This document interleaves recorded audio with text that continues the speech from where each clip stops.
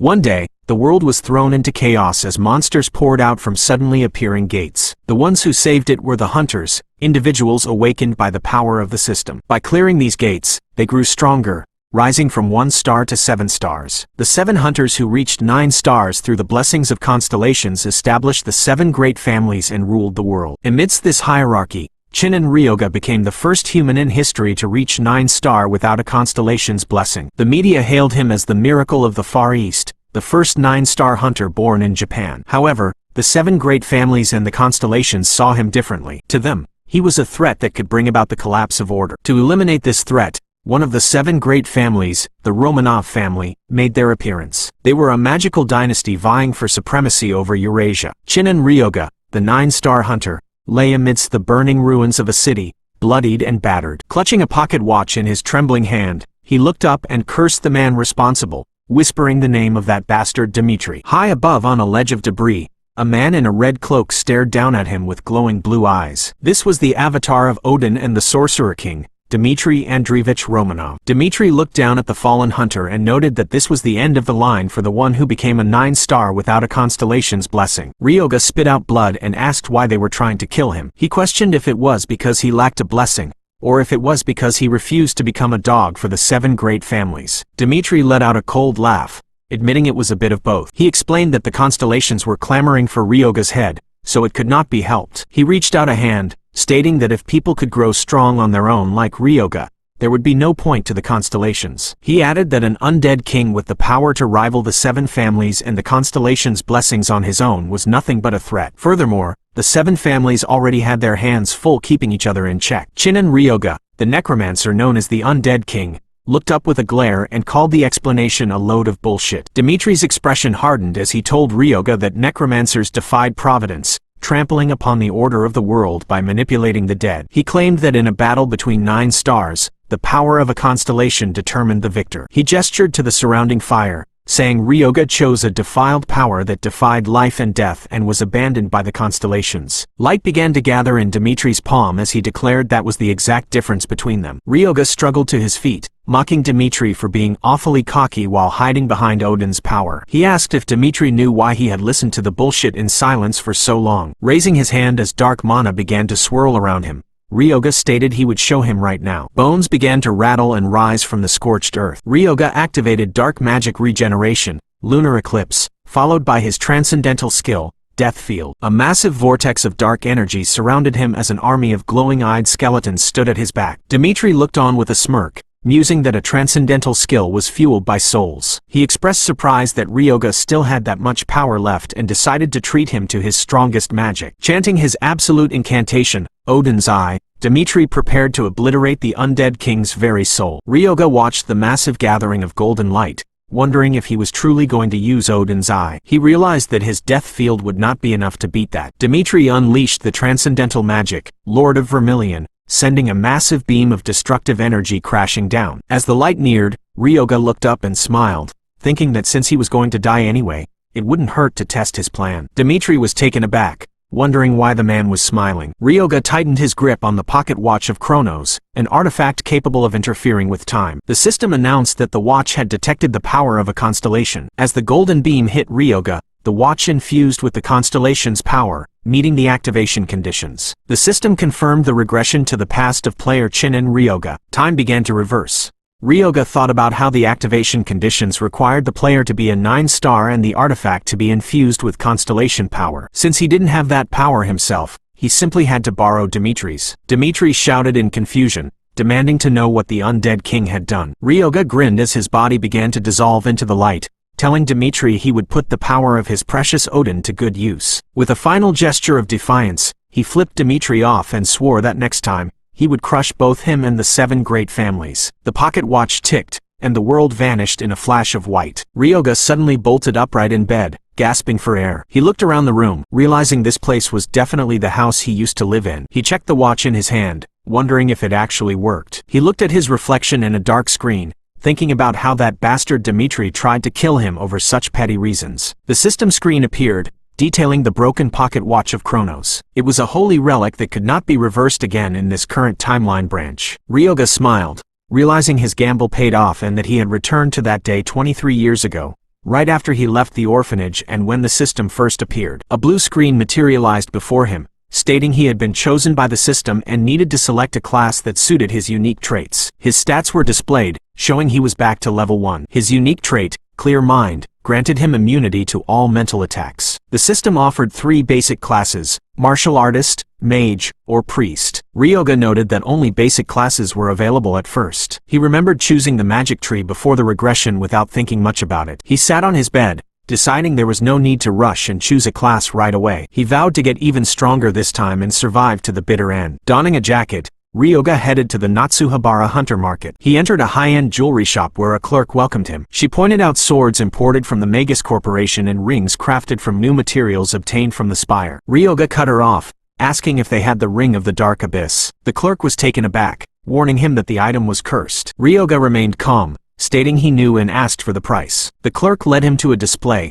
emphasizing that they could not guarantee compensation for any losses incurred after purchase. She asked if he was sure he still wanted to buy it. Ryoga didn't hesitate, knowing that normally nobody would drop 2 million on a ring loaded with every debuff imaginable. He looked at the box, realizing buying it blew away all his life savings. He opened the box to reveal the Ring of the Dark Abyss, a rare item that harbored the murky gloom of the abyss and inflicted a mental-type curse. He slid the ring onto his finger, keeping the secret that whoever equips it and wards off the curse is granted the knowledge and power of a necromancer. Suddenly, the world around him turned dark. The curse took the form of his greatest adversary, Dimitri. The spectral image of Dimitri mocked him, calling him a monster who manipulated rotting flesh. The hallucination stood tall, asking if Ryoga honestly thought he could defeat him without a blessing. It claimed that even if a necromancer like him went back in time, he could never defeat Dimitri because he couldn't take damage without a constellation's blessing. The giant golden fist of the spectral Dimitri descended toward Ryoga, but a system notification flashed, stating that mental interference was blocked. Ryoga stood perfectly still as his unique trait, Clear Mind, granted him complete immunity. The massive attack shattered against his mental defenses like glass. The system announced that he had cleared the trial of the Ring of the Dark Abyss. As the illusion crumbled,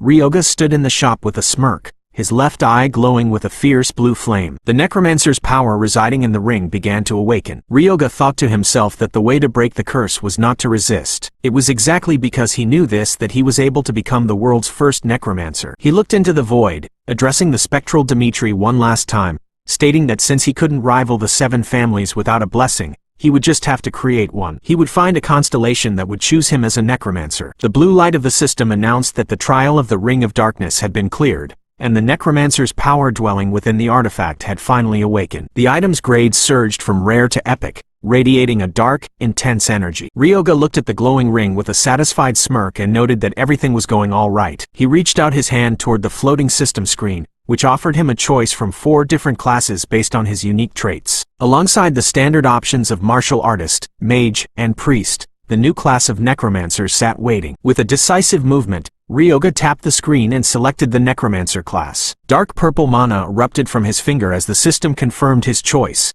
describing the class as one that channeled its power through corpses and souls. As a selection bonus, he acquired the Guide of Death trait, while his mana stat was converted into spirit power. Ryoga stood enveloped in a shadowy aura, feeling the weight of his new power. The Guide of Death trait immediately took effect, reducing the spirit power consumption for casting and maintaining summoning magic by 20%. Crossing his arms, he whispered that he was off to a good start. He opened his skill window to find only 2 usable abilities, Raise Undead and Bone Control, both at level 1. He realized that since he had regressed, his rank was back at the very beginning too. Even with the extensive necromancer's knowledge from the ring still fresh in his head, his current level prevented him from using his more advanced skills. It was clear that he could not deviate from the levels and star ranks established by the system. He understood the rules of this world, knowing he could follow the system and grow strong enough to reach 7 stars, but he also knew he could never reach the transcendent realm of a 9-star hunter through normal means. Becoming a necromancer this early was a significant advantage, but Ryoga felt it still was not enough. To truly defeat Dimitri, he knew he needed a constellation's protection. His journey took him far from Japan, traveling across the ocean to a scenic island where the ruins of the past remain. He stood before the Temple of Kronos, reflecting on the ancient constellations who had lost their light after their defeat by Zeus and the gods of Olympus. While titans like the sun god Helios still acted as constellations after acknowledging the victory of Olympus,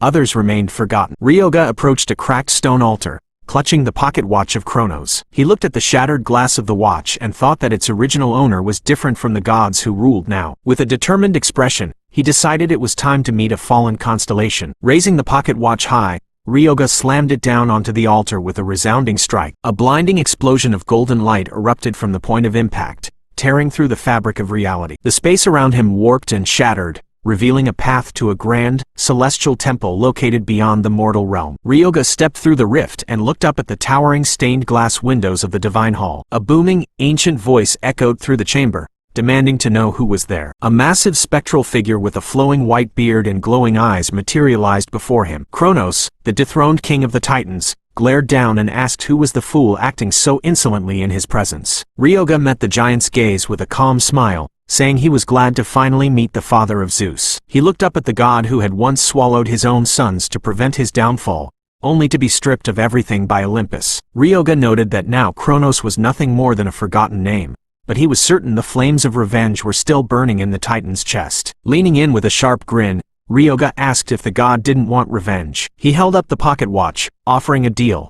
If Kronos became his constellation, he would help the god get his vengeance. Kronos scoffed, his voice rumbling like thunder as he asked if a mere human really thought someone of his caliber could bring down Olympus. Ryoga gripped the watch tightly, reminding the Titan that he had once reached 9 stars without any blessing. He added that Zeus was among the many bastards he wanted to destroy. Ryoga explained that his enemies were not just the Romanovs, but all 7 great families who turned a blind eye to the world's corruption. He planned to destroy the Karamanlis family, the house that hosted the constellations of Olympus, effectively stripping the Olympians of their influence on Earth. Kronos laughed at the human's audacity, calling it a petty ambition for someone trying to use his revenge as a bargaining chip. The Titan pointed out that a necromancer's nature was completely different from his own, as he was not compatible with a power that defied providence. Ryoga countered that while that might be true for the god of time, it was a different story for the god of harvest. He pointed out that Kronos governed both, and his scythe was a symbol of the harvest just as much as it was the symbol of the Grim Reaper. Both the harvest and the Grim Reaper involved a cycle of death and rebirth, sharing the common trait of defying providence. Ryoga's words hit home as he declared his intent to link his nature with death itself. Kronos grew furious, telling the human not to get arrogant, but Ryoga shouted back that now was not the time for pride. He asked if the god planned on living out eternity stripped of his power and name, or if he was fine being weaker than the Olympians. He told Kronos that he had come there believing the Titan would choose revenge even if it meant changing his very nature. Ryoga felt a bead of sweat roll down his face, knowing that if this gamble failed, he was finished. After a long silence, Kronos let out a heavy sigh. He admitted there had never been a single moment where he forgot his revenge. He decided to test if Ryoga could truly become the power behind his vengeance. The god's hand began to glow with a terrifying golden light as he prepared to turn himself into an existence that defied providence. He warned Ryoga that reversing his nature would be accompanied by immense agony, but if he could endure it, Kronos would become his constellation. Ryoga was startled when the god moved to begin immediate. Kronos reached out and declared that he hereby appointed Ryoga as his proxy, his saint. Ryoga gasped in shock at the title as golden energy flooded his body. A saint was supposed to receive holy power as a constellation's proxy, but the dark attribute of a necromancer and the holy attribute of a saint began clashing violently inside him. The pain was excruciating as the two conflicting forces waged war within his veins. Ryoga gritted his teeth, knowing that if he passed out now, he would lose his chance forever. He collapsed to his knees, desperately telling himself to endure it as the golden and purple energies swirled in a chaotic storm. Sometime later, Ryoga walked through a modern airport terminal, pulling his luggage behind him. He breathed a sigh of relief and remarked that Japan truly was the best. Floating right behind his shoulder was a tiny, chibi-sized version of Kronos. The miniature god looked around at the modern world, commenting on how much it had changed and how the flow of time was a magnificent and cruel thing. He turned to Ryoga and asked if his contractor didn't agree. A system message appeared, noting that a new star had appeared in the pantheon, changing from the Harvester to the Azure Giant. Ryoga teased the small god, saying he was acting pretty high and mighty for someone who couldn't even grant a single blessing yet. He noted that even though Kronos had returned as a constellation,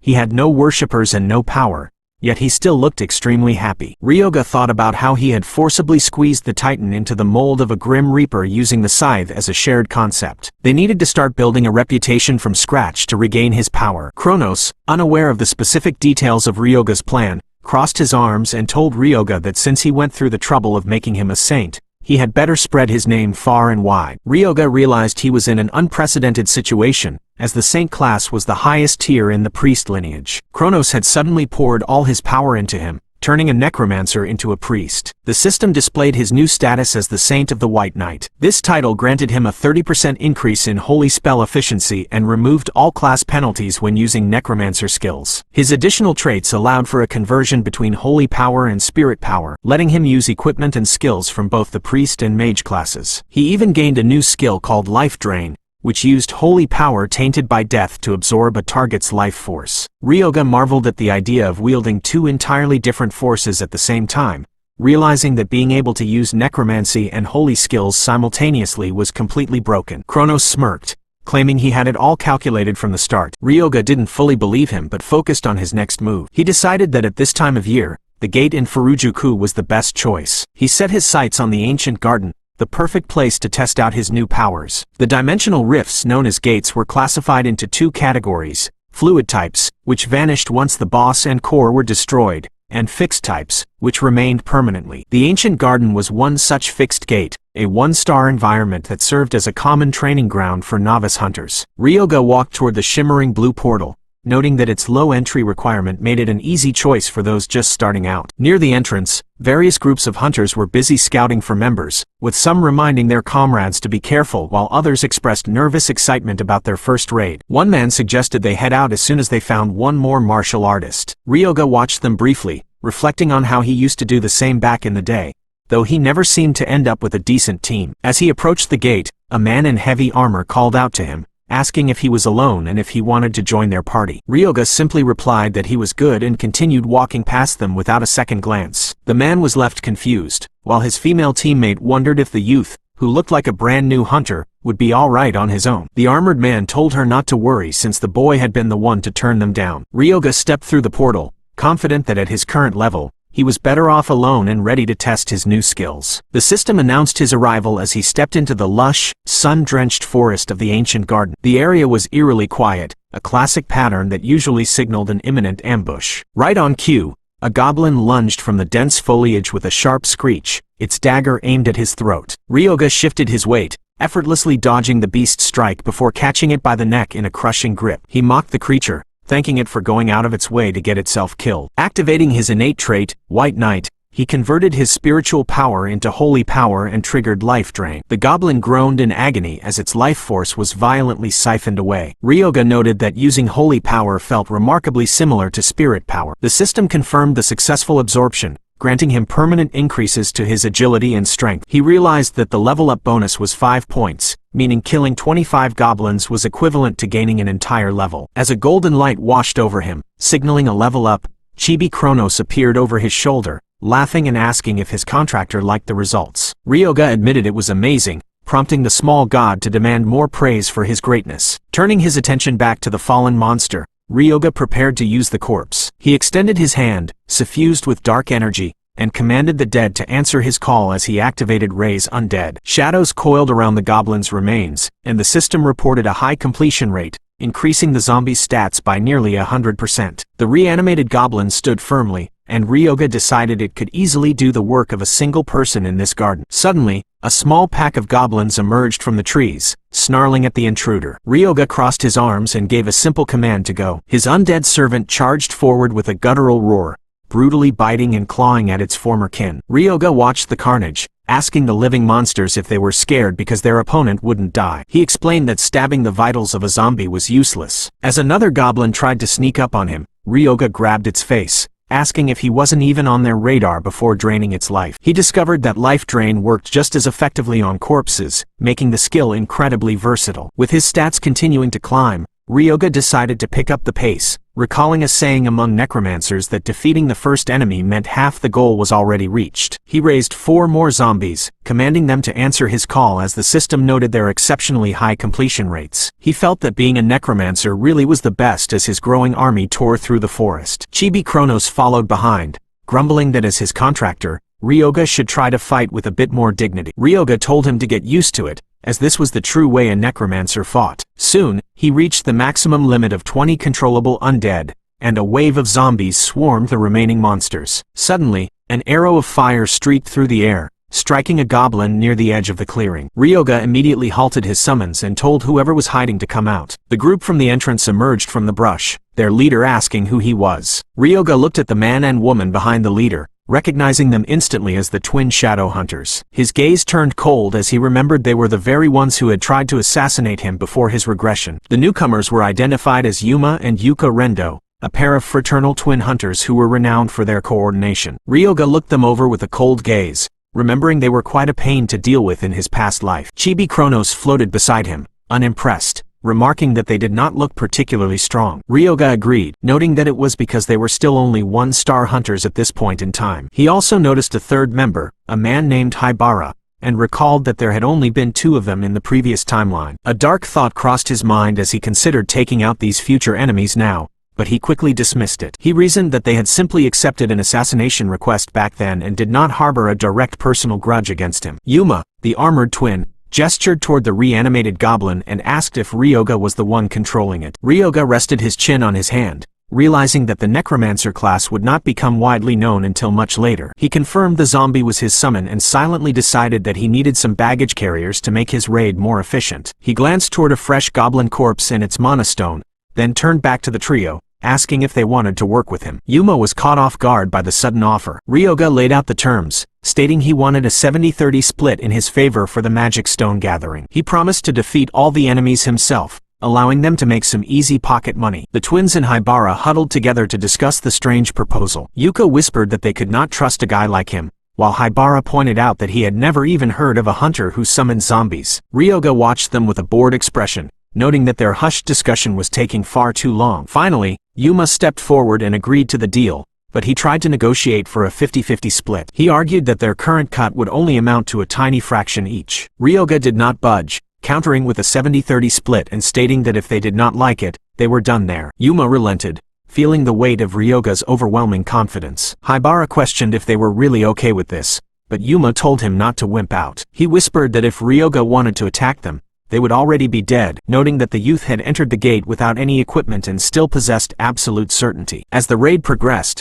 the trio quickly found themselves overwhelmed by the sheer pace. Haibara collapsed onto the grass beside a pile of mana stones, panting that he was totally spent and needed to rest. Yuka joined him on the ground, admitting she was at her absolute limit as well. Yuma stood by a massive pile of collected stones, sweat pouring down his face as he watched Ryoga. He knew the youth wasn't ordinary, but this was beyond anything he had imagined. In the distance, Ryoga's undead army continued to slaughter goblins without pause. Ryoga stood amidst the carnage, casually noting that there were more profitable corpses lying around. Yuma tentatively asked if they should take a break soon. A zombie nearby crunched into a goblin's skull as Ryoga pointed out another group of monsters. He told the exhausted hunters not to feel rushed and to take their time. The 3 of them stared in disbelief, realizing that Ryoga simply was not human. Ryoga took a moment to check his status window. His strength had risen to 13.1, his agility to 15.3, and his other stats had seen similar gains. His total stats had increased by 22% after only 3 hours of diving. He realized that life drain was incredibly efficient,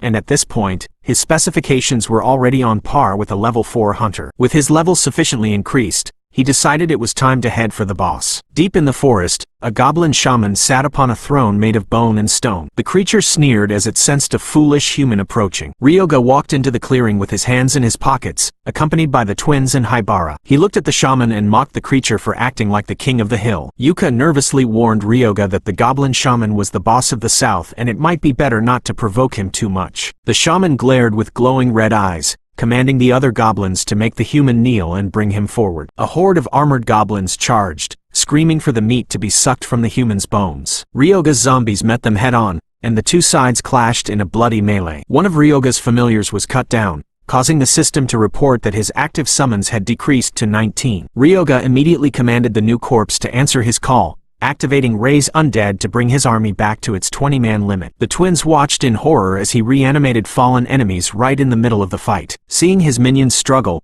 the shaman raised his staff and cast a spell. A skull totem slammed into the ground, activating the Totem of Valor which inspired the surrounding goblins. The shaman gloated that his totem debuffed enemies while buffing his allies. He laughed, urging his valiant goblins to attack, but his triumph was short-lived. One of Ryoga's zombies casually walked up and smashed the totem to pieces. The shaman was stunned that a mere human summon had destroyed his artifact. He quickly summoned more totems, but Ryoga's undead army systematically crushed every single one. Ryoga gave a smug grin, asking the shaman if he was frustrated. The shaman's rage boiled over as he called for the incarnation of madness. He slammed his staff down, activating a curse that surged through the goblin horde. Their strength and agility stats increased by 50 points as they entered a berserk state. The buffed goblins began tearing Ryoga's zombies apart, and the system notifications flashed rapidly as his summon count dropped from 20 down to 8. Ryoga watched the slaughter calmly, realizing the staff was the shaman's trump card. The shaman laughed maniacally, holding up his bone staff and boasting that it was imbued with the grudges of countless goblins. Ryoga's eyes narrowed as he focused on the weapon, realizing that the staff was made of bone. He let out a dark chuckle, noting that this would be an easy win. He reached out his hand and activated bone control. The staff suddenly vibrated and flew out of the shaman's hands. Ryoga caught the weapon effortlessly, causing the curse of madness to be interrupted. The goblins instantly awakened from their frenzy, and the sudden recoil caused their stats to plummet. Ryoga looked down at the terrified shaman with a lethal smile, asking what was wrong and suggesting he try using his precious curse again. He held the skull staff aloft, dark mana coiling around it as the system identified the bone control skill. Ryoga noted that because the weapon was imbued with grudges, its reaction speed was even better than normal bones. With a casual flick of his wrist, he told the shaman he could have his weapon back, only to send the staff whistling through the air like a lethal spear. The shaman gasped in shock as the bone staff impaled him through the chest, pinning him to his throne. Ryoga immediately triggered life drain, and as the boss's life force vanished, the system reported significant gains to his agility, strength, and mana. He observed that since his target was a boss, the power he absorbed was quite impressive. Turning away from the corpse, Ryoga noticed the rookies staring at him in stunned silence. He walked toward them, casually pulling out a bottle and realizing that he had almost used up all the shaman's blood for his life drain skill. He informed the group that he would leave the final cleanup of the battlefield to them. Yuma stuttered out an agreement, and the trio stood amidst the sea of fallen goblins, overwhelmed by the sheer scale of the carnage. Sometime later, the group exited the portal and returned to the city. The gathered crowd of hunters and onlookers gasped in disbelief at the massive amount of magic stones being hauled out. Many whispered that it was impossible for just 4 people to have defeated that many monsters. Ryoga suggested they leave the stones at a shop in Natsuhabara, but Yuma insisted it would be better to bring them in themselves to ensure a fair price. He offered to handle the logistics, but Ryoga silenced him with a cold glare, asking if the man really expected to be trusted when they had only just met that day. The rookies were taken aback, looking dejected as they reminded him how hard they had worked, but Ryoga broke the tension with a smirk,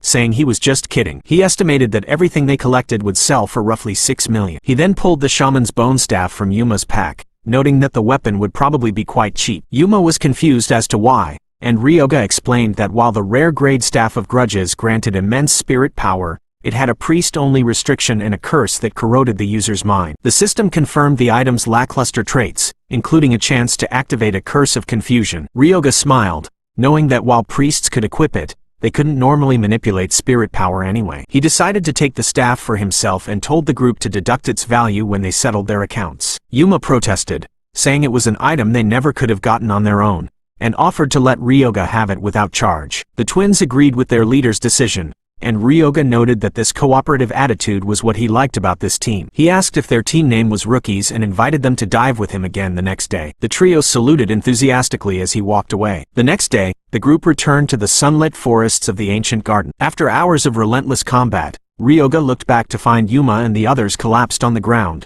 completely spent. Yuma admitted he didn't think they could do any more that day, especially since their bags were already full of stones. Ryoga sighed and told them they could head back first. Chibi Kronos appeared as the rookies left, asking why Ryoga had purposefully sent them away. Ryoga explained that he didn't want anyone else seeing what was about to happen from here on out. He traveled to the north side of the ancient garden, a damp area with a flowing river. Suddenly, several frogmen lunged from the reeds with spears held high. Ryoga remained unfazed as his zombies intercepted the attackers. One frogman took a savage bite out of a zombie's head, and Ryoga noted that these creatures had higher stats than the goblins. Ryoga extended his hand, activating potion control to manipulate the liquids on the battlefield. He unleashed an oil shower, coating a frogman in a slick substance that reduced its defense against physical piercing damage. He then used his spirit power to infuse the Staff of Grudges and drove the weapon through the monster's chest. The system confirmed the increased piercing power of the staff due to the infusion. Ryoga moved with lethal efficiency, using bone control to whip the staff through the air, impaling multiple frogmen at once. He noted that moving the staff while maintaining his undead summons consumed a massive amount of spirit power, but he could still withstand the strain. He commanded the fallen frogman to answer his call, activating Rei's undead to bolster his army. A surge of power washed over him as he reached level 6. Ryoga smirked, confident that at this rate, he would be back to his pre-regression state in no time. He looked into the distance, mentally warning the Sorcerer King that he was coming for him soon. Deep in the ruins of the garden, Ryoga approached an ancient altar. He held a container of blood and a green organ, prompting Kronos to ask what he was planning. Ryoga told the god to be quiet so he could concentrate. He carefully dripped the goblin shaman's blood onto a frogman's heart, a specific ritual that would not be discovered by other hunters for several years. The heart began to glow with a sickly green light and pulsed with energy. Ryoga grinned as the system announced he had uncovered the hidden secret of the ancient garden. A massive portal opened, moving him to the ancient proving grounds. Ryoga found himself standing alone in the center of a colossal desert arena surrounded by high stone walls. The system announced his entry but warned that the trial had a participant limit of only one person. Ryoga thought about how he had found this place before his regression when he was only a 1-star,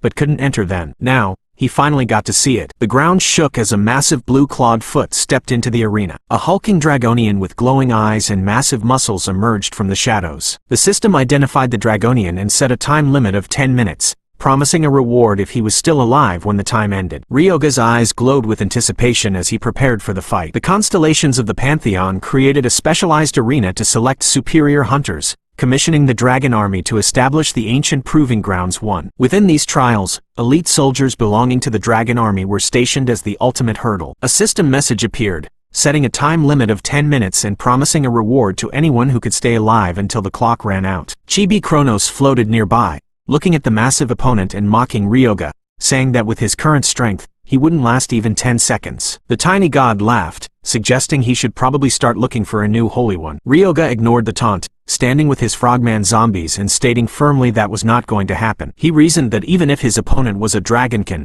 it had likely been weakened to match a 1-star level, though he knew that didn't mean the fight would be easy. The hulking Dragonian stepped forward, each footfall causing the ground to tremble. Ryoga raised a hand and told the beast to wait, saying he needed a moment to modify his summons. The monster paused in confusion as Ryoga mused that while a protagonist usually transformed, even a villain should wait without attacking. He unleashed dark mana over his frogman, activating corpse poison and plague blood. The system announced that he had successfully modified the undead, transforming them into plague zombies. A notification confirmed that when using Rei's undead, if specific conditions were met, they would now be generated as plague zombies. Kronos was impressed by the on-the-fly modification. Ryoga smirked, reminding the god that he was a 9-star necromancer before his regression. He announced he was ready and told the Dragonian to bring it on. The Dragonian charged with a deafening roar that echoed through the arena. Ryoga commanded his army to go, and the plague zombies lunged forward. They swarmed over the giant, biting and clawing at its thick hide. The Dragonian smashed the zombies with its powerful fists, causing green blood to spray everywhere,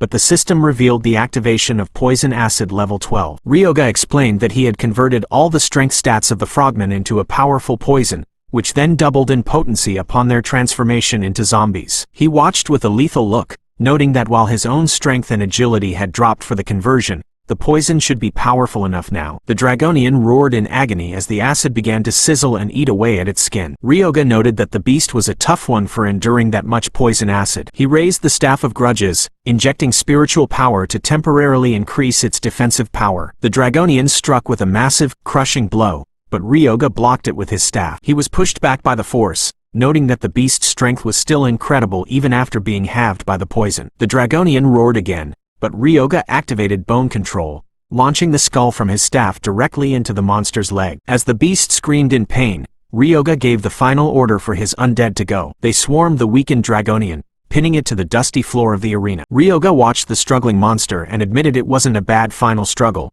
but declared that this was the end. The Dragonian collapsed with a final groan, and the system confirmed the ancient Proving Grounds 1 had been cleared. Ryoga retrieved his staff and approached the fallen foe, using Life Drain to siphon away the remaining energy. Kronos remarked that overwhelming the Dragonkin with a mere swarm of crude undead was impressive. Ryoga smiled and reminded him that he told him he wasn't going to die. A system message appeared, stating that the Mark of Endurance had been engraved on Ryoga. This top-tier mark permanently decreased delay time when taking damage and increased mana realignment speed. Ryoga was pleased with the buff, but he knew the real reward was the Dragonkin corpse itself, as it was the highest grade material for an undead. Kronos asked what he planned to make with the body. Ryoga replied that he was going to create an undead that surpassed its original body so the materials wouldn't go to waste. To achieve this, he realized he needed alchemy tools. He recalled that around this time, a certain famous alchemist should have established his workshop. Ryoga traveled to the Saitama prefecture, standing before a plain, industrial warehouse. He noted that the place hadn't changed a bit since before his regression. Suddenly, a massive explosion rocked the building, sending flames and black smoke into the air. Ryoga coughed through the soot, noting that even these kinds of accidents hadn't changed. A young man emerged from the smoke, letting out a tired phew as he wiped his face. Ryoga looked at him and smiled, knowing he had found his target. This was Renya Shintani, the person who would eventually establish the formula for the world's first mass-produced mid-grade potion and whose name would resound as Japan's greatest alchemist. Ryoga approached and asked if Renya had a moment. Renya looked up, clearly annoyed, and stated that this was his private research lab. Ryoga introduced himself and said he hoped Renya would let him use his alchemy tools. Renya looked blatantly annoyed by the request, but Ryoga stated that it wouldn't be a win-win if he just borrowed them. He mentioned that Renya was currently researching a formulation to mass-produce a mid-grade heal potion. Renya was shocked, asking how he could possibly know that. Ryoga simply told him he would help. Ryoga moved to the lab equipment, working with the unstable chemicals. He stabilized a potion that looked like it would explode any second, leaving Renya wondering how he did it. Ryoga thought to himself that this was something Renya wouldn't discover for another few years. Ryoga asked if Renya wanted to give the potion a try. He took a scalpel and made a deep cut on his own arm, letting the blood drip. He poured the red liquid over the wound, and it bubbled and healed the skin instantly. Renya was ecstatic, calling it amazing and asking if Ryoga really succeeded. Ryoga held up the vial and asked if Renya was curious about the formula. When Renya eagerly said yes, Ryoga looked at him with a dark, calculating expression. He asked if Renya would mind lending him a hand for a bit. Ryoga observed the alchemist's intense interest and noted that while he initially came to borrow tools, he saw an opportunity to change the terms. He offered to teach Renya advanced potion recipes and many other secrets if Renya worked with him. In exchange, Ryoga proposed a royalty split of 60-40. Renya adjusted his glasses, stunned, and asked to clarify if he would indeed get 40%. Looking at the wary man, Ryoga realized Renya was as good as caught in his net already. He watched Renya swallow nervously and let out a dark smirk, thinking that from now on, Renya would be his servant, or rather, his partner. They immediately got to work on the massive Dragonian corpse. Dark energy surged from Ryoga's ring as he began the process, prompting a confused Renya to ask what on earth he was doing. Ryoga casually explained that he was a necromancer and was thinking of processing the beast into a special corpse. He told Renya that if he was that curious, he should stop staring and give him a hand. Renya was taken aback, arguing that they hadn't even signed a contract yet. He grumbled that he was only letting Ryoga use the spare space while he thought the offer over. Chibi Kronos floated nearby, noting how incredibly wary the alchemist was. He suggested Ryoga tell him to man up and just go for it. Ryoga understood the hesitation, considering everything Renya had been through. He remembered how Renya had produced great results as a researcher at Daisei, the country's largest corporation, only for his boss to take all the credit and drive him to resignation. Ryoga reflected that it was no wonder the man didn't trust people. Kronos huffed, remarking that the world of men was nothing but betrayal and obsession. Ryoga glanced at the god and noted that the gods were pretty much the same. Turning back to the alchemist, Ryoga stated that Renya was only hesitant because he hadn't seen what Ryoga was capable of yet. He invited Renya to help him out so he could see the results for himself. Renya stared into Ryoga's eyes for a long moment before finally giving a resigned fine. They began the complex procedure, starting by melting 5 F-rank mana stones at a ratio of 42%. Ryoga noted with satisfaction that the task was done quickly, recognizing Renya's genuine talent. Renya watched with growing unease, wondering what Ryoga intended to do with the corpse. Using the liquid Renya created as a catalyst, Ryoga poured the mixture over the Dragonian's bones. He began carving intricate formulas into the skeletal structure, imbuing them with dark curses. He explained that to improve an undead's performance, it was necessary to layer these formulas and curses over and over again. The two worked tirelessly, repeating the grueling process and then doing it again. Finally, the energy settled, and Ryoga declared it finished. He leaned back and let out a tired breath, noting it ended sooner than he expected. Renya looked like he was about to collapse, shouting that it had been 3 full days. Renya glared at Ryoga, wondering just who this guy really was. He realized that even if Ryoga was only a 1-star hunter, moving a corpse's heart with mana was a feat that defied common sense. He concluded that Ryoga's skill was the real deal. Ryoga turned to him, and Renya finally accepted the initial proposal of 60-40. Ryoga asked if he was sure, and Renya admitted it would have taken him 2 years to finish a mid-tier healing potion on his own, but with Ryoga's help, the story was different. He agreed to cooperate if it helped his research. Ryoga smiled, saying he looked forward to working with his exclusive alchemist, though he internally thought of Renya as his slave. Next, Ryoga knew he needed to find a soul to serve as the core for the Eldritch Dragon. He pulled out his phone and made a call. Yuma answered on the other end, confirming he had received the money and was surprised Ryoga had transferred it down to the last cent. Ryoga asked if they felt like taking on another job. Sometime later, Ryoga met the rookies near the boundary of a dense forest. Yuma asked why they had come to such a dangerous place, noting that since the northern gate broke, monsters should be swarming everywhere. Ryoga looked into the dark woods and cryptically said he just wanted to pay respects to an old acquaintance after all this time. They pushed through the thick brush until a massive, 2-star orc lunged from the shadows with a spear. Yuma shouted a warning, telling Ryoga it was dangerous. Ryoga remained perfectly calm, asking if they still didn't believe in his strength. He decided to use this chance to test the performance of the processed ghoul bones he had created. He reached out his hand and activated bone control, launching a lethal bone spear. The orc threw its own weapon, but Ryoga's projectile deflected the enemy spear midair and drove deep into the monster's shoulder. The orc let out a pained roar, and Ryoga noted that he had intended to go for the heart, but the creature had some impressive endurance. The orc pulled the bone from its flesh and charged with a guttural scream. Ryoga stood his ground, noting the perfect timing as Yuma stepped forward and activated a glowing green shield to block a massive punch. As the orc was momentarily staggered, Ryoga asked how about 3 instead of 1. He triggered bone control again, and 3 jagged bone spears erupted forward, impaling the 2-star orc simultaneously. The beast collapsed into the dirt, defeated. Yuma was stunned, unable to believe Ryoga had taken down a 2-star orc so easily. Ryoga told them not to just stand there and commanded them to follow. He stated that this was where the real work started. When Yuma asked if he was sure this was the right way to find his acquaintance, Ryoga confirmed it was, looking toward a heavily fortified orc village and stating the person was right there. He looked back at his companions, asking if they did not agree, which left Yuma, Yuka, and Haibara trembling in a nervous sweat at his casual demeanor. Time passed as the sun began to set, casting long, orange shadows over the corpse of a fallen orc. Ryoga stood over the body while a blue system window announced that he had reached level 13. Another notification appeared immediately after, informing him that he had reached the stat limit for the orc race and could no longer absorb power from them. Ryoga sighed as the interface vanished, thinking to himself that it would be strange if the growth were truly infinite. He decided to call it a day for the hunt, suggesting they set up camp for the night. As the fire crackled in the center of their camp, Renya looked at the organized setup and complimented Ryoga on being well prepared. Ryoga noted that it was already their 3rd day in the field, and since his stats had increased significantly, he declared they would head for the settlement tomorrow. Yuma and the others nodded in understanding, acknowledging the plan with determined expressions. As they settled around the fire, the rookies told Ryoga to leave the watch to them again tonight. While the zombies performed a grotesque, stiff-limbed dance around the flames to entertain the weary hunters,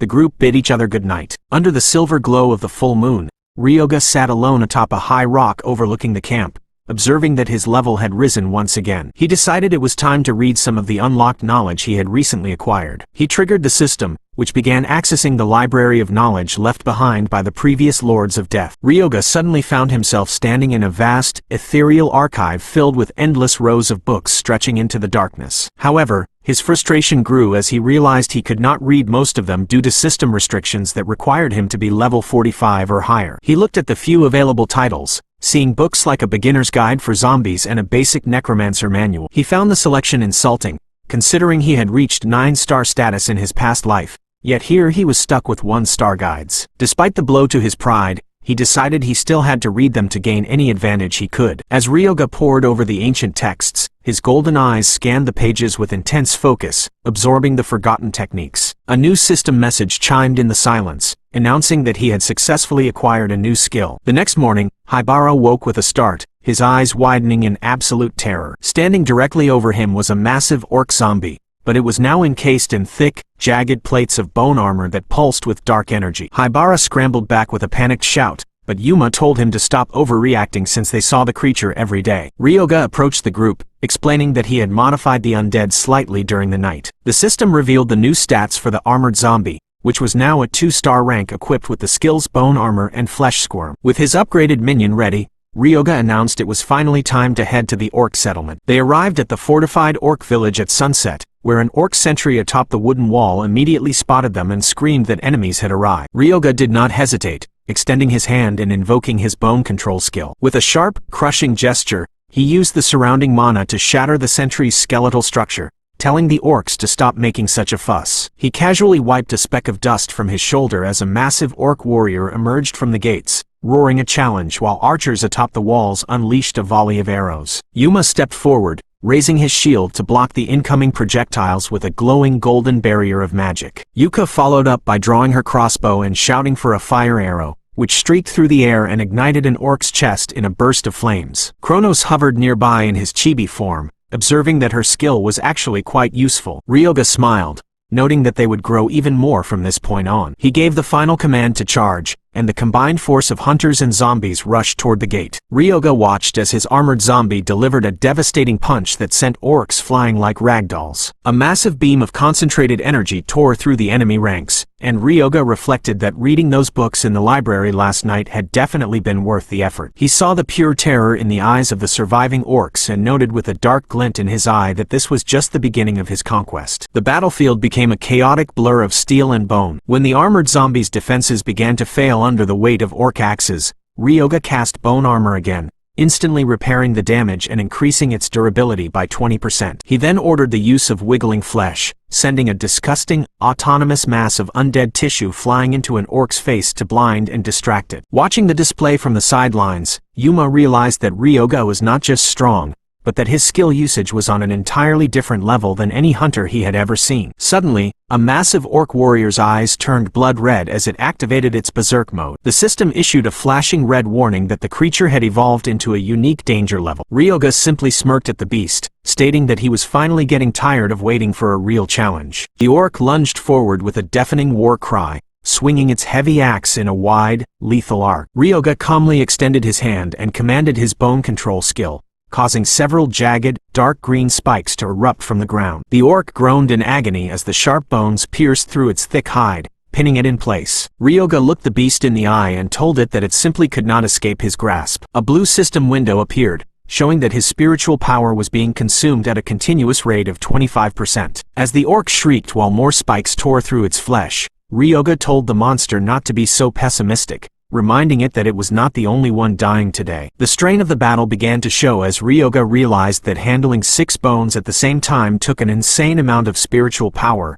with his levels dropping to 40%. He knew he had to end the fight quickly and determined that he needed to pierce the creature's heart in a single, decisive strike. Concentrating his mana, he invoked bone control once more, even as his spiritual power plummeted to 68%. A massive, sharpened bone spear thrust through the orc's chest, lifting the hulking warrior off the ground as it let out one final, gurgling breath. Ryoga panted slightly as the adrenaline began to fade, but he quickly moved to replenish his strength by activating Life Drain. Swirling wisps of white energy rose from the fallen orcs, flowing into his hand and causing his spiritual power to recover to 74%. He felt the familiar surge of vitality returning to his body and looked over his shoulder at the remaining orcs who were trying to flee back toward the village gates. With a dark glint in his eye, he asked them if they really thought he would let them escape. He unleashed his wiggling flesh skill, sending a mass of autonomous, pulsing muscle and bone to chase down the stragglers. The fleeing orcs were dragged down and slaughtered in a spray of blood, their screams echoing across the darkening forest. As the sun dipped below the horizon, the battlefield grew quiet,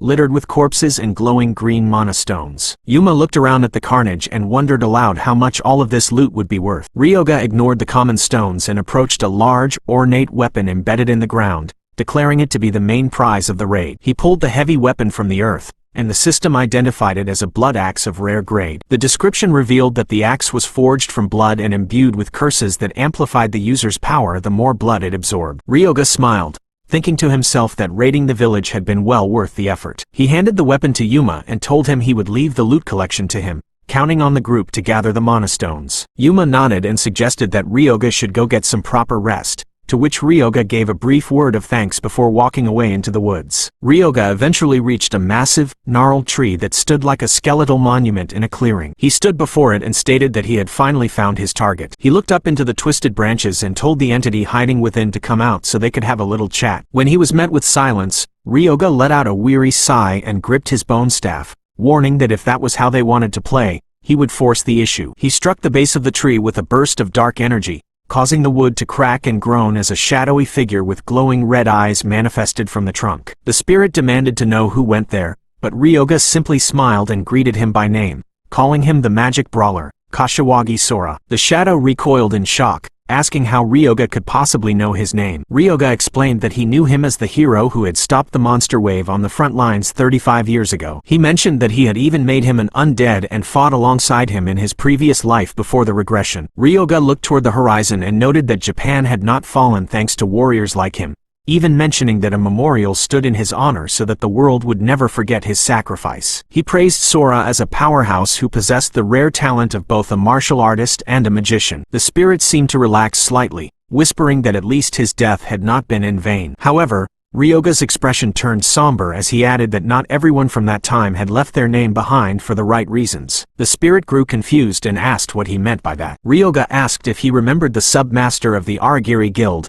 Byakugo Naruhito. Suddenly, a vision of the past filled the air, showing a younger Sora desperately requesting backup over a radio while surrounded by fire and monsters. He had been protecting a group of civilians in an agricultural district, but the radio had crackled with the cold response that no support would be provided. Sora had realized in that moment that his own guild had planned to use him and his men as bait from the very beginning. They had tricked him into thinking the south was safe while they slipped out through the north gate, knowing there were civilians present because they assumed Sora would never abandon them. The guild leader on the radio had mockingly told him not to be pessimistic, stating that if he died, he would be a hero, but the real glory belonged to the survivors. Ryoga watched the memory of Sora's final stand, where the warrior had ordered the civilians to escape while he stayed behind to face certain death. Returning to the present, Ryoga looked at the spirit and told him the tragic truth that Byakugo, the very man who had sent him to his death, had become a celebrated hero while all records concerning Sora's true actions were erased. He called it a tragedy that Sora was the one who died while someone else walked away with the glory. Ryoga confessed that he wouldn't be able to rest in peace if it were him,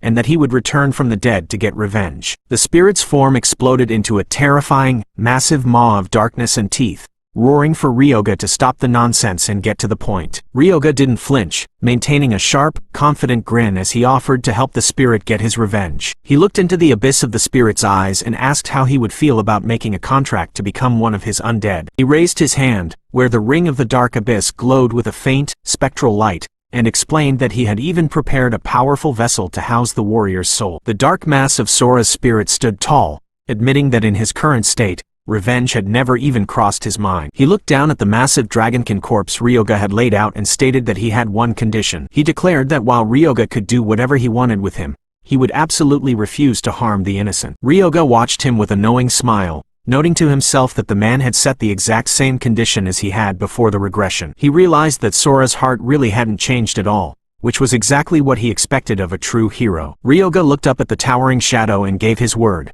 promising to uphold the agreement. The spirit seemed satisfied, responding that he would very well become Ryoga's undead. The shadowy form began to dissolve into wisps of dark energy that spiraled toward the dragonkin corpse on the ground. A blue system window chimed in the silence, announcing that Ryoga had successfully gained ownership of the bound spirit, Kashiwagi Sora. Ryoga thought back to his previous life, remembering how he had once forced Sora to possess a mere skeleton knight and pushed him all the way to becoming an unprecedented Hell Knight. He had often wondered what would have happened if he had given the warrior a strong body from the very start. Kronos floated nearby in his chibi form and laughed heartily, declaring the new creation to be a masterpiece. Sora suddenly sat up, his soul now inhabiting the muscular, gray-scaled body of the dragonkin. He looked at his new hands and realized that Ryoga had strengthened the corpse ahead of time, planning everything this far in advance. The system displayed the stats for the new creation, identifying him as an incomplete eldritch dragon named Kashiwagi Sora with a 3-star rank. He possessed a unique trait called Magic Fighter, which gave him a natural aptitude for both martial arts and magic,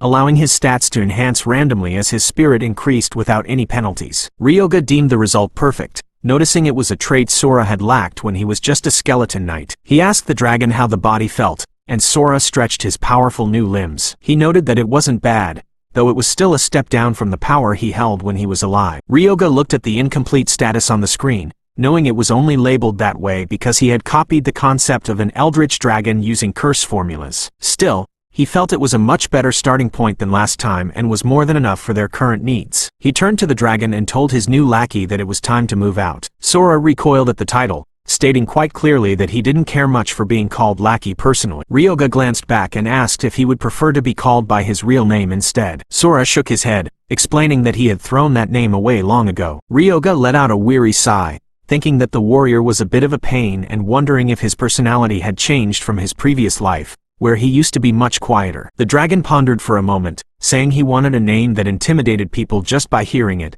but admitted nothing good was coming to mind. Ryoga suggested the name Fafnir, a dragon from Norse mythology. Sora wasn't impressed, calling it generic. Ryoga tried suggesting Black Dragon, but Sora dismissed that too. When Ryoga suggested Tiamat, Sora felt that was pushing things a bit far. Getting frustrated, Ryoga suggested they just go with Great Serpent, but Sora immediately denied it. Ryoga grit his teeth and wondered if he should just smack the spirit once to get him to cooperate. Sora huffed, but after a second thought, he decided that the first suggestion, Fafnir, was actually the best after all. Ryoga turned away, agreeing that Fafnir it was, and told him to come along. The dragon suddenly shouted for him to hold on, realizing with a start that he was basically naked in his new form. He looked toward the orc village and snatched up a large piece of heavy brown fabric, wrapping it around his waist like a makeshift loincloth. He let out a sigh of relief, saying that this was somewhat better. As the dragon announced they were off and began walking toward the camp, Ryoga stood frozen for a moment, wondering what was actually wrong with his new minion. Back at the laboratory, the night was interrupted by a loud crash. Shintani shrieked in absolute shock as he saw the corpse soaking in the chemical solution begin to move on its own. Ryoga walked into the room and explained that he had found a soul at the boundary that perfectly matched the body he had prepared. Shintani was practically shaking with excitement, calling the sight incredible and declaring that he needed to study the creature immediately. Fafnir looked down at the frantic alchemist, calling him creepy and asking Ryoga if he could punch him. Ryoga told him no, explaining that Shintani was his partner. Ryoga then turned to the rest of the group and stated they would be heading back to Tokyo for a bit to sort through their items. Ryoga walked over to the orc chieftain's corpse and began to wonder what he should make out of it. He began to channel his mana, while Fafnir and Shintani watched over his shoulder. Shintani nervously asked what was next, and Ryoga looked back at him with a devious grin, asking if he was curious. The alchemist waved his hands frantically, claiming he wasn't curious at all and reminding Ryoga that his arms almost died just mixing the herbs for him last time. Despite his fear, Shintani couldn't help himself, thinking that Ryoga outpaced his imagination every single time. He admitted to himself that he was indeed curious. Ryoga invoked his flesh separation skill, causing the skin and muscle of the orc chieftain to pull away from the bone in dark, magical strands. Kronos floated by and asked if he was planning on making even more undead. Ryoga replied that one could never have too much firepower, noting that the skeleton completion rate was already quite high. As the bones began to knit together, Ryoga asked Shintani for the extract, and the alchemist quickly handed it over. The system noted that the stable quality of the extract was influencing the skeleton's creation, specializing its traits toward defense. Ryoga smirked, thinking it would make a decent bodyguard as a 2-star skeleton guard materialized, holding a massive, jagged bone shield. He looked at the new creation and commanded that from now on, whenever he used life drain, the skeleton must ensure he was properly protected. The skeleton gave a quick, clattering nod, and Ryoga patted its skull, satisfied that it would suffice. Shintani asked why he had chosen to make skeletons this time instead of more zombies. Ryoga explained that bones had a lot of advantages because they were light and didn't rot even without preparation. He added that unlike zombies, which had a limited lifespan, skeletons could be worked to the bone indefinitely as long as they were fed spirit energy. Since life drain was a close-range skill that left him vulnerable, he needed reliable bodyguards to watch his back while he cast it. Shintani realized that Ryoga wasn't just making monsters, but was already thinking about long-term maintenance and strategy, admitting he never got tired of watching the young man work. Ryoga then told Shintani that he had an errand to run and was leaving the dragon in his care for a while. Shintani was confused and asked where he could possibly be going at such a late hour. Ryoga casually replied that he was heading to the Pantheon. He explained that he had received a notice to come and receive divine spells since his level had gone up. He walked away into the night with Kronos floating behind him, leaving Shintani in a state of total disbelief. Shintani screamed after him, demanding to know what he meant by divine spells and asking in a panic if Ryoga was actually a priest. Ryoga looked at him with a deadpan expression and claimed to be a pretty devout believer, an assertion that Shintani immediately rejected, yelling that it was impossible even if the world turned upside down. Ryoga noted that his lack of faith actually hurt his feelings a little, then quickly shifted the subject by asking if the patent for the intermediate healing potion was registered. Shintani confirmed that the review process would begin soon and noted that they had to work fast to stay ahead of potential rivals. He worried about advertising since the major exhibition wasn't until next year, so Ryoga suggested he take a few potions to advertise himself if the chance arose. Shintani agreed, and as Ryoga gripped a small vial, he remarked that they were going to make an absolute fortune if this succeeded. He added with a dark, greedy smile that money truly made the world go round, which led Shintani to observe that his aura was pitch black and definitely did not belong to a priest. The narrative shifted to the towering structure of the Pantheon, which had suddenly appeared after the Great Cataclysm. Most hunters visited this holy site to receive divine spells and blessings by offering tributes to the constellations. Ryoga walked through the gates and called it a worldly place, noting that the constellations were nothing more than greedy beings demanding offerings from their followers. He climbed the grand stone steps and observed that he couldn't sense any divine presence from the relics lying around, wondering why anyone would leave valuable items on the ground. As he hiked up the massive staircase, he complained about the lack of escalators or elevators. Kronos, floating beside him, wondered if this was a test of devotion to meet the great gods and mentioned the path consisted of 108 steps. Ryoga called the climb harsh and joked that surely he wouldn't be struck by lightning just for complaining. Kronos began to pant with exhaustion and asked how much further they had to go. Ryoga told him they were just a little more than halfway there, assuming they climbed the same amount they already had. Kronos groaned at the realization that they were only at the midpoint. Ryoga huffed as he reached the top, declaring that if he went through all this trouble for nothing,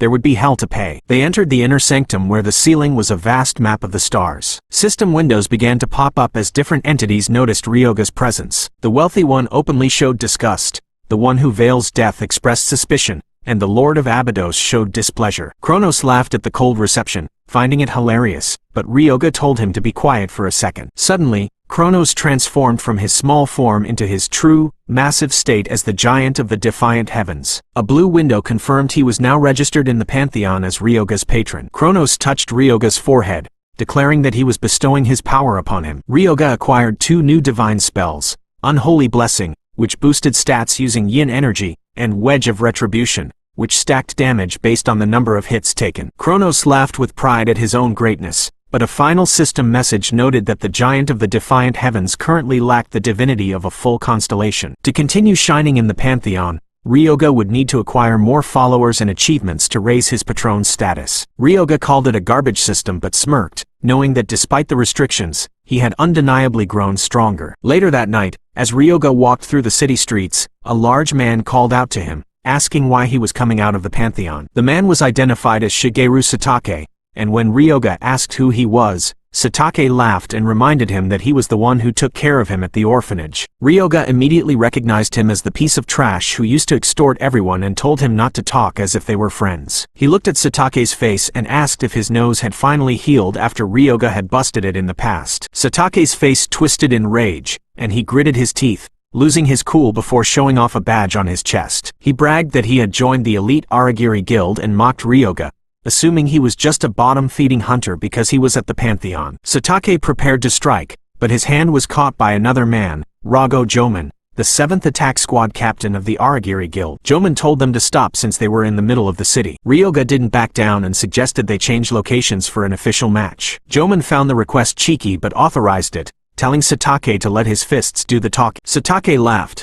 thinking it was a joke since Ryoga was a new hunter, but Ryoga accepted the challenge with a dark look, asking Satake if he was scared. The group moved to the Aragiri Guild-affiliated gymnasium. Ryoga stood in the center of the ring and announced that since he was a priest, he would be fighting using a proxy. He summoned Fafnir, the Dragonkin warrior, who stood tall and imposing. Satake was surprised by the summoned beast but remained confident, flaunting his equipment, including a mana necklace that granted 25 mana and a gold ring that boosted all stats by 2. He sneered that it wouldn't do Ryoga any good, but as the match was about to start, a protective magical barrier deployed around the arena. The system began measuring the defense and health of the participants to prevent any fatal injuries during the duel. With the preparations complete, the final notification flashed across the screen signaling the start of the match. Satake grinned with sadistic glee, his face twisted as he taunted Ryoga by asking if he was so scared that he was about to wet himself. Ryoga barely seemed to listen, looking at his former bully with a bored expression and wondering what the man was even saying as he casually toyed with a lock of his hair. He admitted to himself that he hadn't expected to run into the Aragiri Guild under these specific circumstances so soon. Standing before him, Fafnir adjusted his heavy, clawed stance,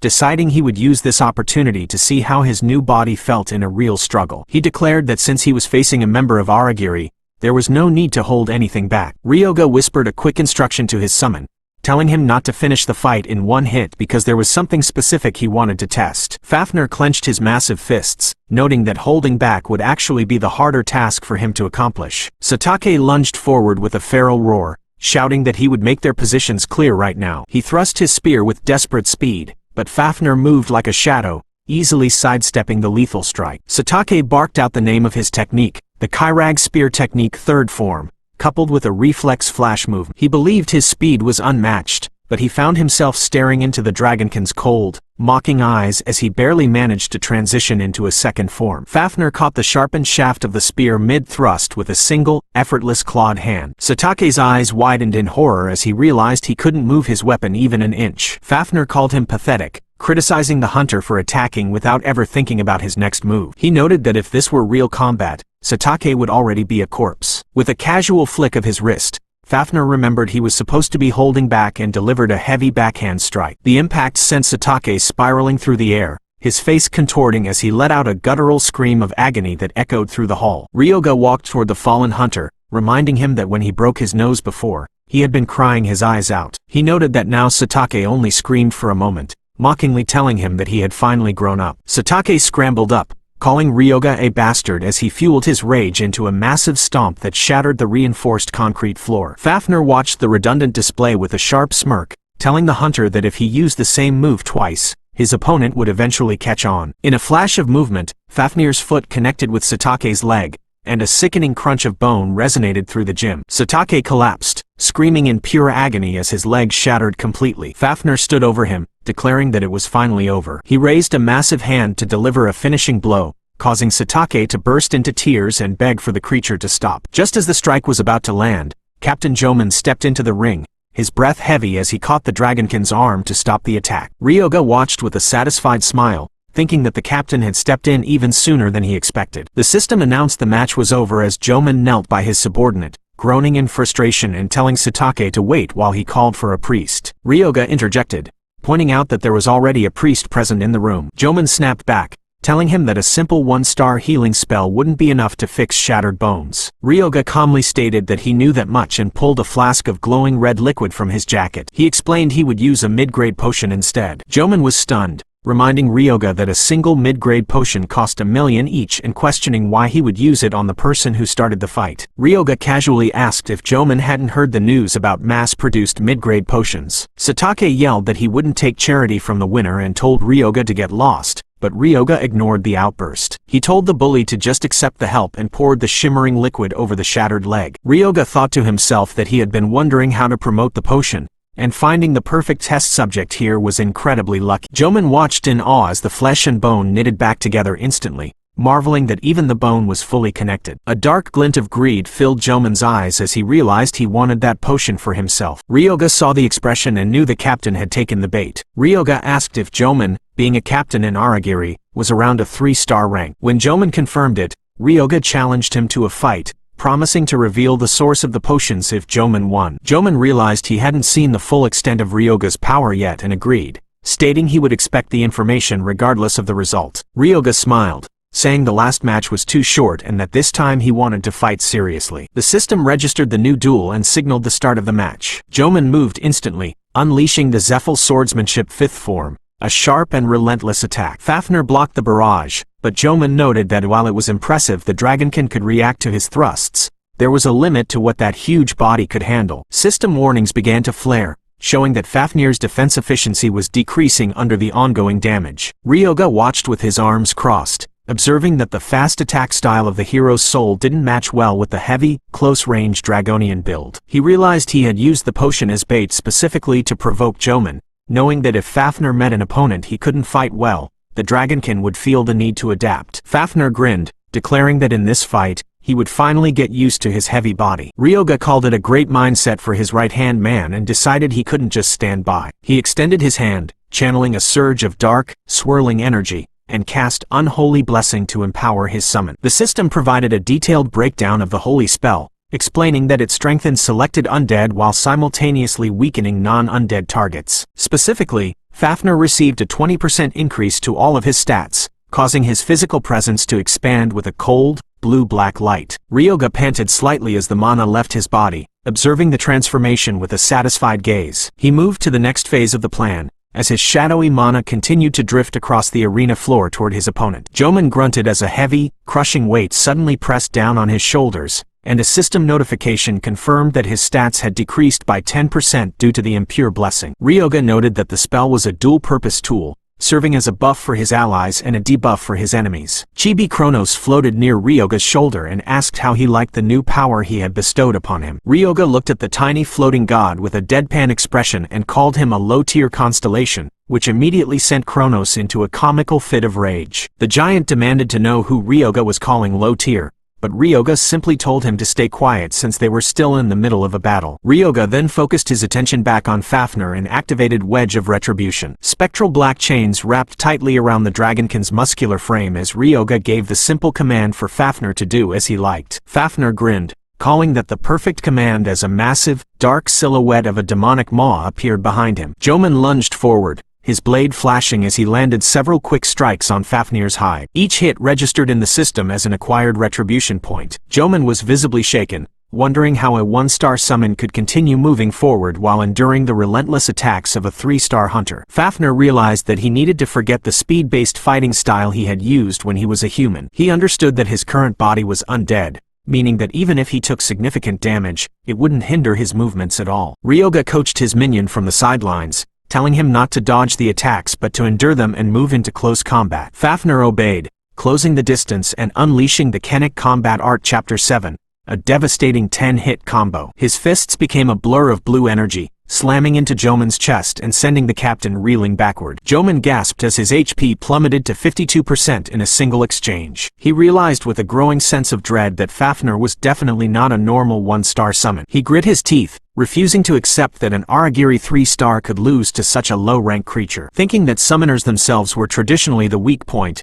Joman decided to target Ryoga directly. He charged with a desperate burst of speed, shouting for the Zephyl Swordsmanship 12th form, a piercing attack. He thrust his rapier with lethal precision directly at Ryoga's face. Ryoga didn't even flinch as the tip of the blade stopped inches from his eye, wearing a cold smirk and stating that he knew Joman would try that. Ryoga snapped his fingers and released the Wedge of Retribution. A violent, concussive shockwave erupted from Fafnir, blasting Joman backward with the force of 1,000 hammers. Joman's HP hit 0 instantly, and the system announced the match was over as he collapsed onto the cracked floor. The scene shifted to the towering headquarters of the Aragiri Guild, where Submaster Hakuho Naruhito, a powerful 7-star hunter, sat in a dimly lit office. Joman stood before him, now covered in bandages, and confirmed the report about the mass-produced mid-grade potions. Naruhito adjusted his glasses and asked if Joman had properly verified the potion's performance. Joman explained that it had healed a fracture instantly and performed exactly like the rare mid-grade potions dropped within high-rank gates. Joman bowed his head in shame, apologizing to the submaster and offering to take responsibility for bringing shame to the Aragiri name. Naruhito's expression became terrifyingly cold as he asked if Joman truly thought the guild's name fell just because a 3-star had lost. He told Joman he had seen enough and ordered him to leave. Once alone, Naruhito instructed his assistant to demote Joman to a regular member and to find the source of the potions. He looked at a recording of the match on his monitor, noting that a 1-star summon beating a 3-star was normally impossible. He wondered if Ryoga truly was a priest with a divine beast summon and ordered an investigation into Chinin Ryoga as well. Back at the gymnasium, Ryoga stood in the ring, thinking to himself that by now the higher-ups of Aragiri would certainly know about the potion. He adjusted his jacket and noted that he was looking forward to seeing exactly how they would react. He looked over at Fafnir, who was curiously reading a spear skill book, and asked what was wrong. Ryoga reminded him that as a magic fighter, he was already an expert in close combat and weapons. Fafnir admitted he thought it would be better to learn from Ryoga directly, but then he began to laugh, mocking Ryoga for looking much weaker than his own right-hand man. He told Ryoga to drink more protein and train, but Ryoga's attention was caught by his own left hand, which had begun to glow and move on its own as if resonating with a distant power. Fafnir set the book down, saying he finally understood its contents and offered to teach Ryoga spear techniques. Ryoga took the book, which was identified by the system as the Verdian Basic Spear Technique. He recognized it as a foundational text that could eventually lead to the powerful death spiral skill used by a famous British spearmaster in his previous life. While the manual would normally take years of dedicated practice to master, Ryoga decided to utilize his privilege as a regressor. He activated the skill book, and a stream of golden data surged into his mind, installing the spear techniques directly into his muscle memory. He processed the 6 basic forms instantly, calling the process simple. Fafnir complimented himself on being a good teacher, but then he suddenly lunged at Ryoga. He explained that body techniques were only truly learned by experiencing them in a real struggle. Fafnir slammed his practice spear into the ground, shattering the floor and creating a massive cloud of dust. He looked at Ryoga with a predatory grin and declared that they would now begin their practical training. Ryoga managed to sidestep the thrust, but Fafnir noted that while he dodged well and his movements weren't too bad, focusing only on dodging would prevent him from ever truly mastering the spear. Ryoga gritted his teeth, thinking that Fafnir was expecting far too much from a complete beginner, as anyone would naturally dodge when faced with a sudden, lethal attack. Fafnir teased him, asking if he was still holding a grudge from being hit earlier in the day. Ryoga quickly dismissed the idea, claiming this was simply a matter of education. Fafnir corrected him, stating that this was true combat training where an enemy would come at him with the intent to kill. He asked if Ryoga intended to beg for his life just because he had only recently learned the skill. Ryoga remained silent, focusing his mind as Fafnir shouted for them to continue. The dragonkin swung his weapon in a wide arc, forcing Ryoga to call upon his new knowledge. He visualized the techniques he had just absorbed and initiated the 3rd form of the Verdian style, the spinning guard. He successfully blocked the incoming strike, feeling the jarring impact travel up his arms, and prepared to launch a counterattack. However, Fafnir's strength was overwhelming, and he pressed the advantage, slamming his weight against Ryoga's defense. Ryoga groaned in pain as he was pushed back, coughing and wondering how the blow had connected when he thought he had blocked it perfectly. Fafnir stood over him and lectured that stopping the first strike was not the end of the fight. He warned Ryoga never to let his guard down until the battle was fully over. Ryoga comically complained that he had performed the move perfectly and suspected the real reason he failed was simply because Fafnir was naturally stronger. Fafnir chuckled, assuring his master that he had properly adjusted his strength to match Ryoga's current level. Determined not to be humiliated again,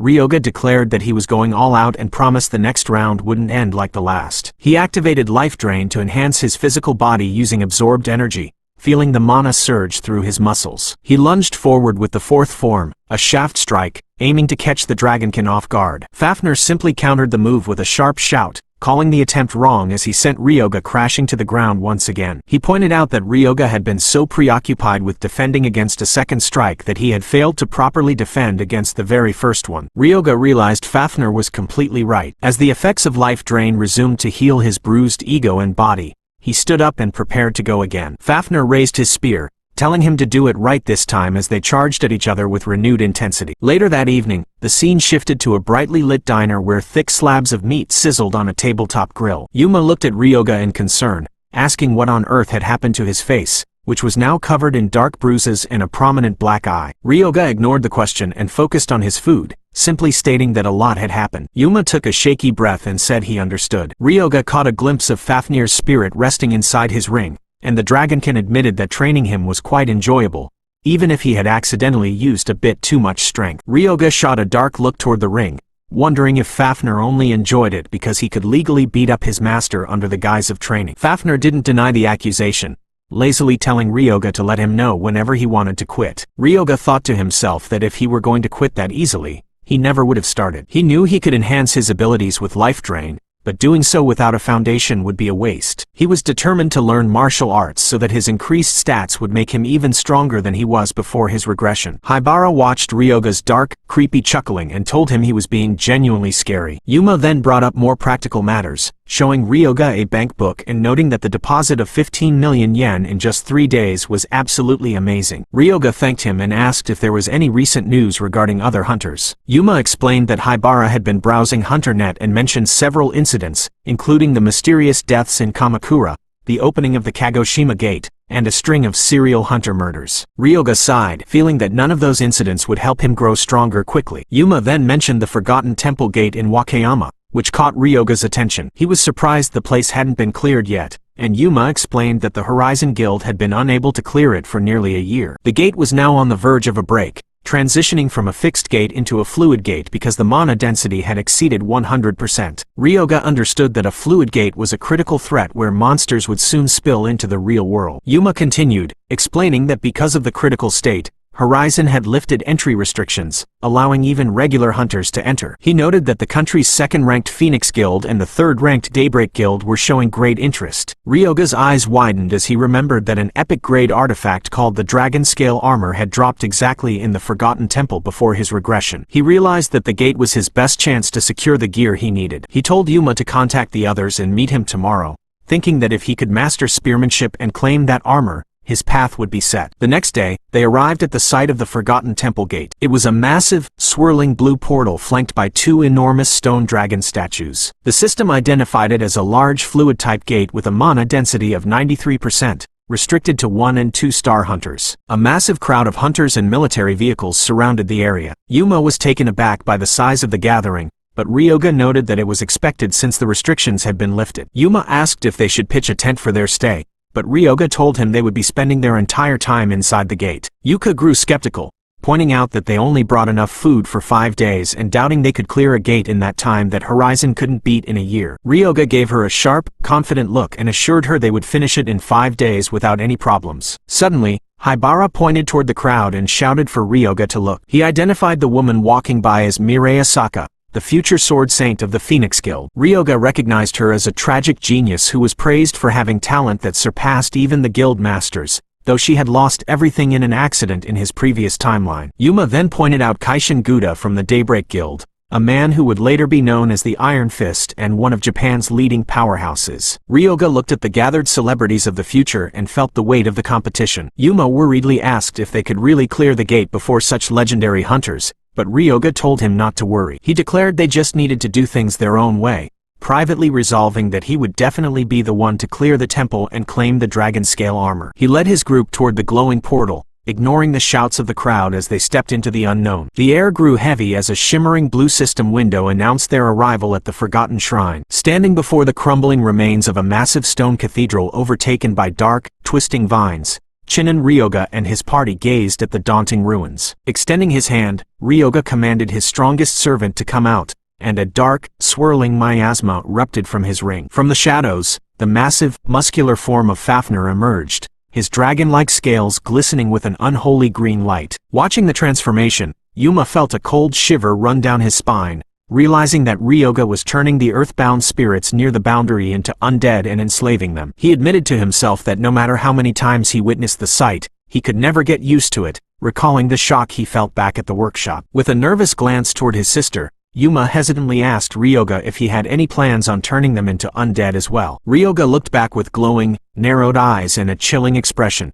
telling the warrior not to think he would turn just anyone into an undead. Fafnir let out a mocking huff, adding that the siblings were so weak that becoming a zombie was the best they could even hope for. Offended by the blunt remark, Yuma shouted for the Dragonkin to stop saying such things with a completely straight face. Ryoga turned away, telling his team to stop worrying about useless things, but his words were cut short as a violent tremor shook the ground. Dust and debris rained down as the massive stone pillars of the shrine began to shift and slide across the floor. Fafnir looked around with interest, observing that the very terrain was shifting beneath their feet. Yuka tightened her grip on her bow, her voice trembling as she asked if everything was going to be okay. She quickly reminded the group that while the entry requirement for the gate was 2-star, the actual clear difficulty was 3-star because the internal structure changed once every day, causing the environment and the monsters to change along with it. Ryoga remained calm, staring into the depths of the shifting hall and noting that these unique characteristics had not changed since before his regression. Ready for battle, Ryoga ordered Fafnir to take the vanguard. As the Dragonkin stepped forward, Ryoga cast his unholy spells, the system confirming that both Impure Blessing and the Wedge of Retribution were now active. Fafnir flexed his clawed hands, dark energy rippling over his muscles as he remarked that it was the duty of the right hand to protect a weak master,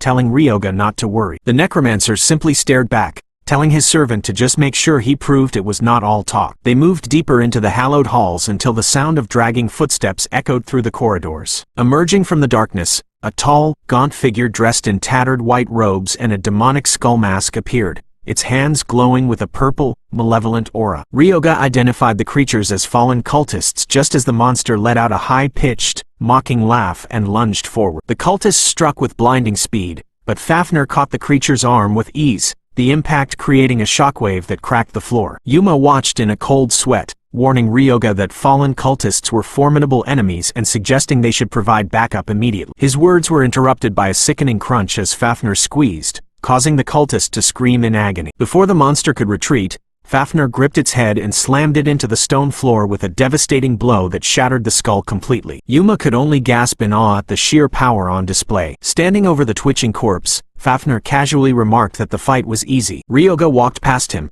advising the dragonkin to be more careful next time, explaining that if he crushed their heads, he wouldn't be able to turn them into undead. Fafnir gave a slight shrug, acknowledging the instruction. The victory was short-lived as more mocking laughter echoed through the hall, and a swarm of cultists began to surround them. Seeing the numbers, Ryoga decided he would take part in the fight this time. He pulled out the Staff of Grudges, and a system notification flashed, confirming the staff's effect was applied and his mana consumption was reduced by 12%. Raising the staff, Ryoga activated bone control. Jagged, lethal spikes of bone erupted from the ground and the walls, skewering several cultists in a single, fluid motion. Ryoga watched them struggle, noting that fallen cultists had a low attribute resistance, and infusing his attacks with both dark and holy attributes resulted in a fatal blow every time. A new notification appeared, showing that the enemy's attack speed had decreased while Fafnir's stats were increased by 100%. The dragonkin moved like a blur of blue and black, tearing through the cultist lines. Ryoga observed that Fafnir was getting used to charging into enemy lines as a vanguard,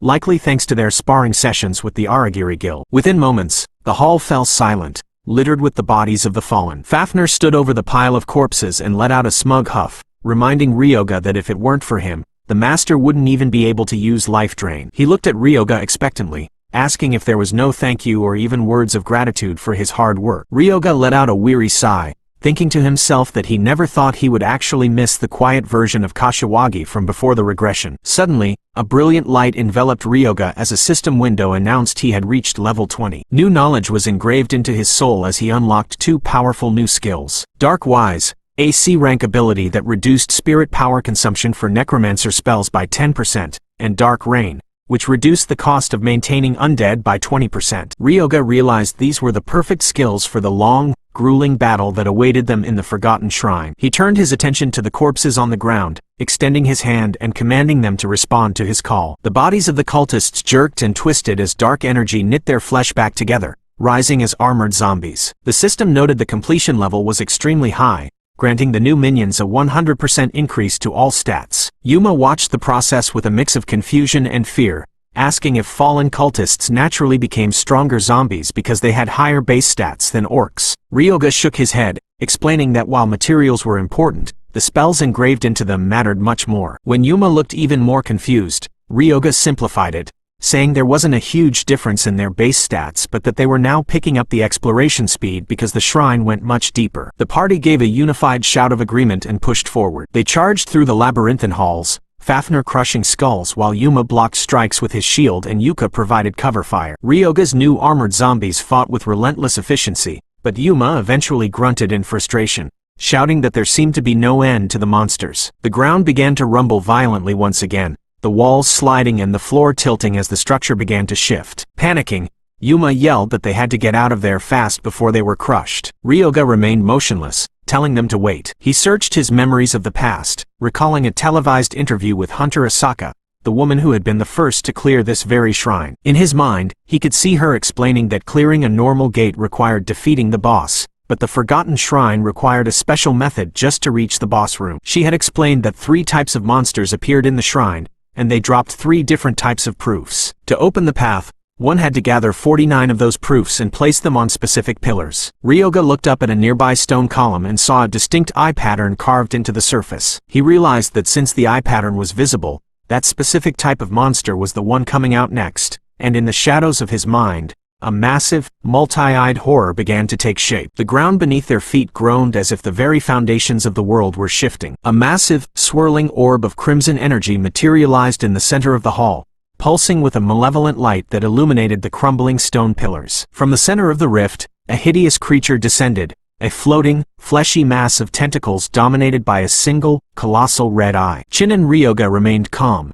observing that a demon eye had appeared exactly like the pattern on the pillar. The creature's pupil constricted before erupting in a blinding flash of red light. Ryoga's own eyes glowed with a sharp blue hue as he focused, realizing he had already seen through its attack pattern. Raising his hand with practiced ease, he summoned jagged shards of bone from the air. The bone shards interlocked, forming a massive, reinforced shield just as the demon eye's searing beam struck. The impact sent sparks of energy flying in every direction, but Ryoga noted that a bone shield utilizing bone control was not something the monster could easily break through. He felt a brief moment of satisfaction, knowing that thanks to the formula Shintani had engraved for him, the bones were holding their shape even under such intense heat. The demon eye prepared for a second assault, its pupil burning with gathered energy. Before Ryoga could adjust his defense, Fafnir stepped forward, his massive frame casting a long shadow over his master. The dragonkin told his master to stay behind him, promising that he would block everything. Fafnir crossed his powerful, scaled arms in front of his chest,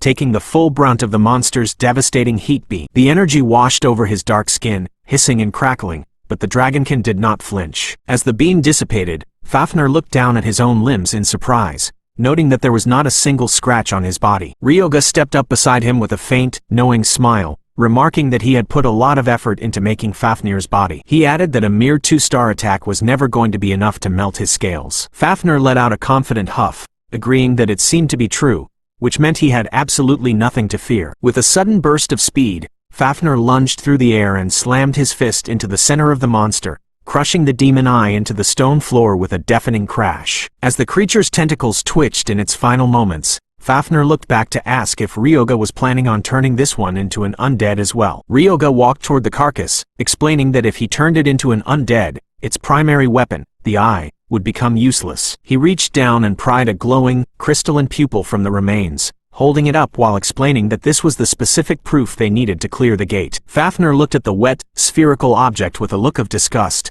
asking if his master really needed something that gross. Ryoga ignored the comment, his attention shifting to a nearby pillar where 3 distinct symbols were etched: a horn, a circular pupil, and a disturbing, simplistic smiley face. Right on cue, a new horror emerged from the shadows. It was a spindly, pitch-black creature with elongated limbs, wearing a white, expressionless mask that seemed to mock them with its frozen grin. Yuma stepped back in horror, admitted that the mask gave him the absolute creeps, while Yuka stood paralyzed beside him. Ryoga identified the newcomer as a false mask just as the monster exhaled a thick, violet mist. The mist swirled around Fafnir, and a system window immediately warned that the dragonkin's stats were decreasing due to the false mask's curse of rot. Fafnir growled, wondering what the heck the strange energy was, while Ryoga briefly considered using Unholy Blessing to counter it. However, Fafnir's own instincts took over. He looked at the flickering green flames on his fingertips, realizing that a curse was merely a dark attribute attack,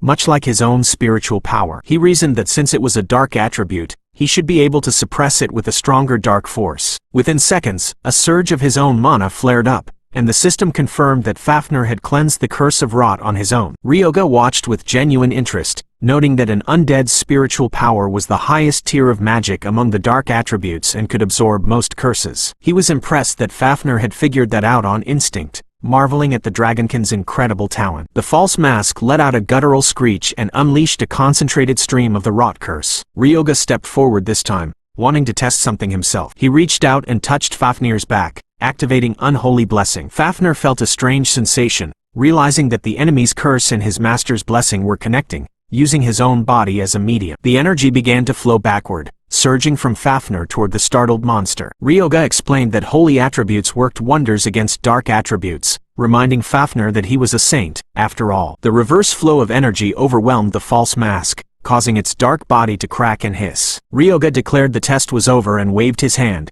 sending a flurry of bone spikes through the monster's chest. As the creature collapsed, Ryoga reached down and retrieved the white mask, the system clicking as he secured the item. Kronos appeared in his chibi form, floating near Ryoga's shoulder and remarking that he had terrible taste for wanting such a mask. Ryoga clarified that the mask was a key required to unlock the secret of the Forgotten Temple. He looked at the 3 items in his possession, recalling the hidden mechanics of the shrine. To enter the hidden room where the boss monster waited, one had to gather 49 of these proofs: a cultist's horn, a demon eye's pupil, and a false mask's face, and place them on specific pillars. The catch was that a hunter had to be careful not to destroy the proof while killing the monster. Kronos huffed, calling the condition a pain in the ass, while Ryoga noted that this was exactly why the gate had remained uncleared for almost a year. He wondered to himself how Mirai Asaka had ever discovered such a complex requirement in the original timeline. His thoughts were interrupted by Yuma, who ran up and reported that the Phoenix Guild appeared to be fighting nearby. Ryoga's expression shifted into a subtle, cold smile as he remarked that it was time to speak of the devil. Further down the hall,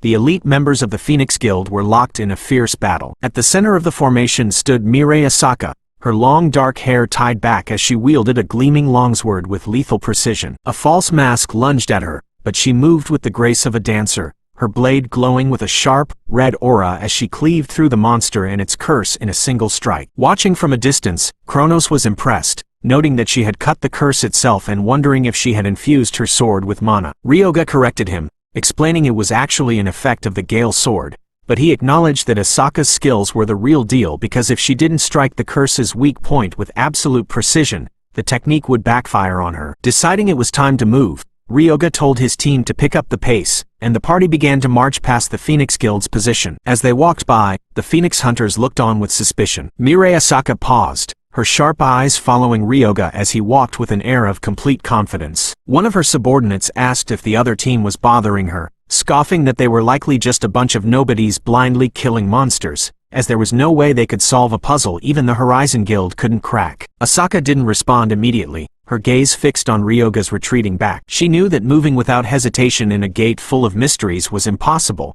and she became certain that the black-haired youth definitely knew something. As Ryoga glanced back over his shoulder, their eyes met for a brief, silent moment. Asaka felt a strange premonition, thinking to herself that for some reason, she had a feeling today would not be the last time their paths crossed. 5 days had passed since the raid on the Forgotten Temple began, and the party was reaching their limit. Surrounded by piles of stone and the scattered corpses of fallen cultists, Ryoga wiped the sweat from his brow, noting that the enemies simply kept swarming in without end. Yuma tightened his grip on his shield, his voice strained as he asked if this wasn't even worse than being near the gate boundary. His sister agreed, stating that the monsters seemed to be spawning infinitely. As another cultist lunged with a high-pitched, mocking laugh, Fafnir met the creature head-on. The dragonkin told the monster to eat his strike as he slammed a massive, scaled fist into its chest, pulverizing it into the rubble with a thunderous impact. Floating nearby in his chibi form, Kronos remarked that unlike his contractor, Ryoga was quite courageous and had the makings of a hero. Ryoga didn't look back,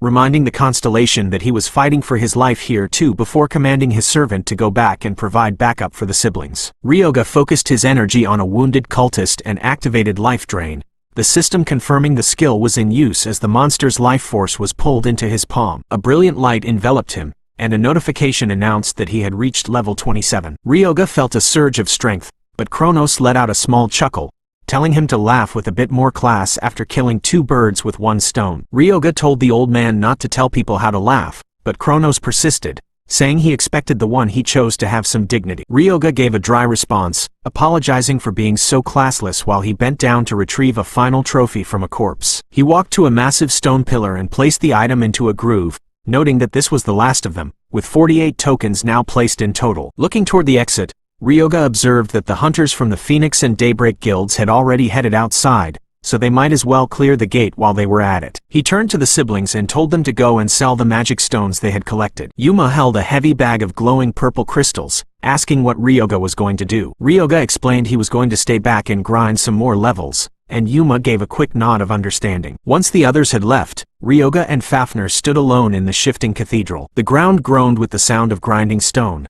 and Fafnir pointed out that the layout changes were different this time. He noted that the Phoenix Guild was nowhere to be seen and suggested they should get out soon, but Ryoga firmly refused. He told his servant that they were clearing this place right now. Fafnir realized there must be other clear conditions, and Ryoga confirmed that to finish the job, they needed to place the tokens on pillars marked with the triangle, circle, and smiley face patterns. He looked at his zombies inside, noting that they didn't have the brains for the task, so he needed Fafnir and the undead to run their asses off to get the job done. The dungeon's transformation suddenly accelerated, the walls sliding and pillars collapsing with violent force. A notification flashed that one of Ryoga's armored zombies had been defeated, and he realized they were screwed if they didn't move on to the next area soon. Sprinting through the falling debris, Ryoga frantically searched the dust-filled air, wondering where the last pillar was located. He spotted his target and shouted that he had found it, but his triumph was short-lived as the floor beneath him shattered. As he began to fall into the dark abyss, he he cursed his luck. Acting on instinct,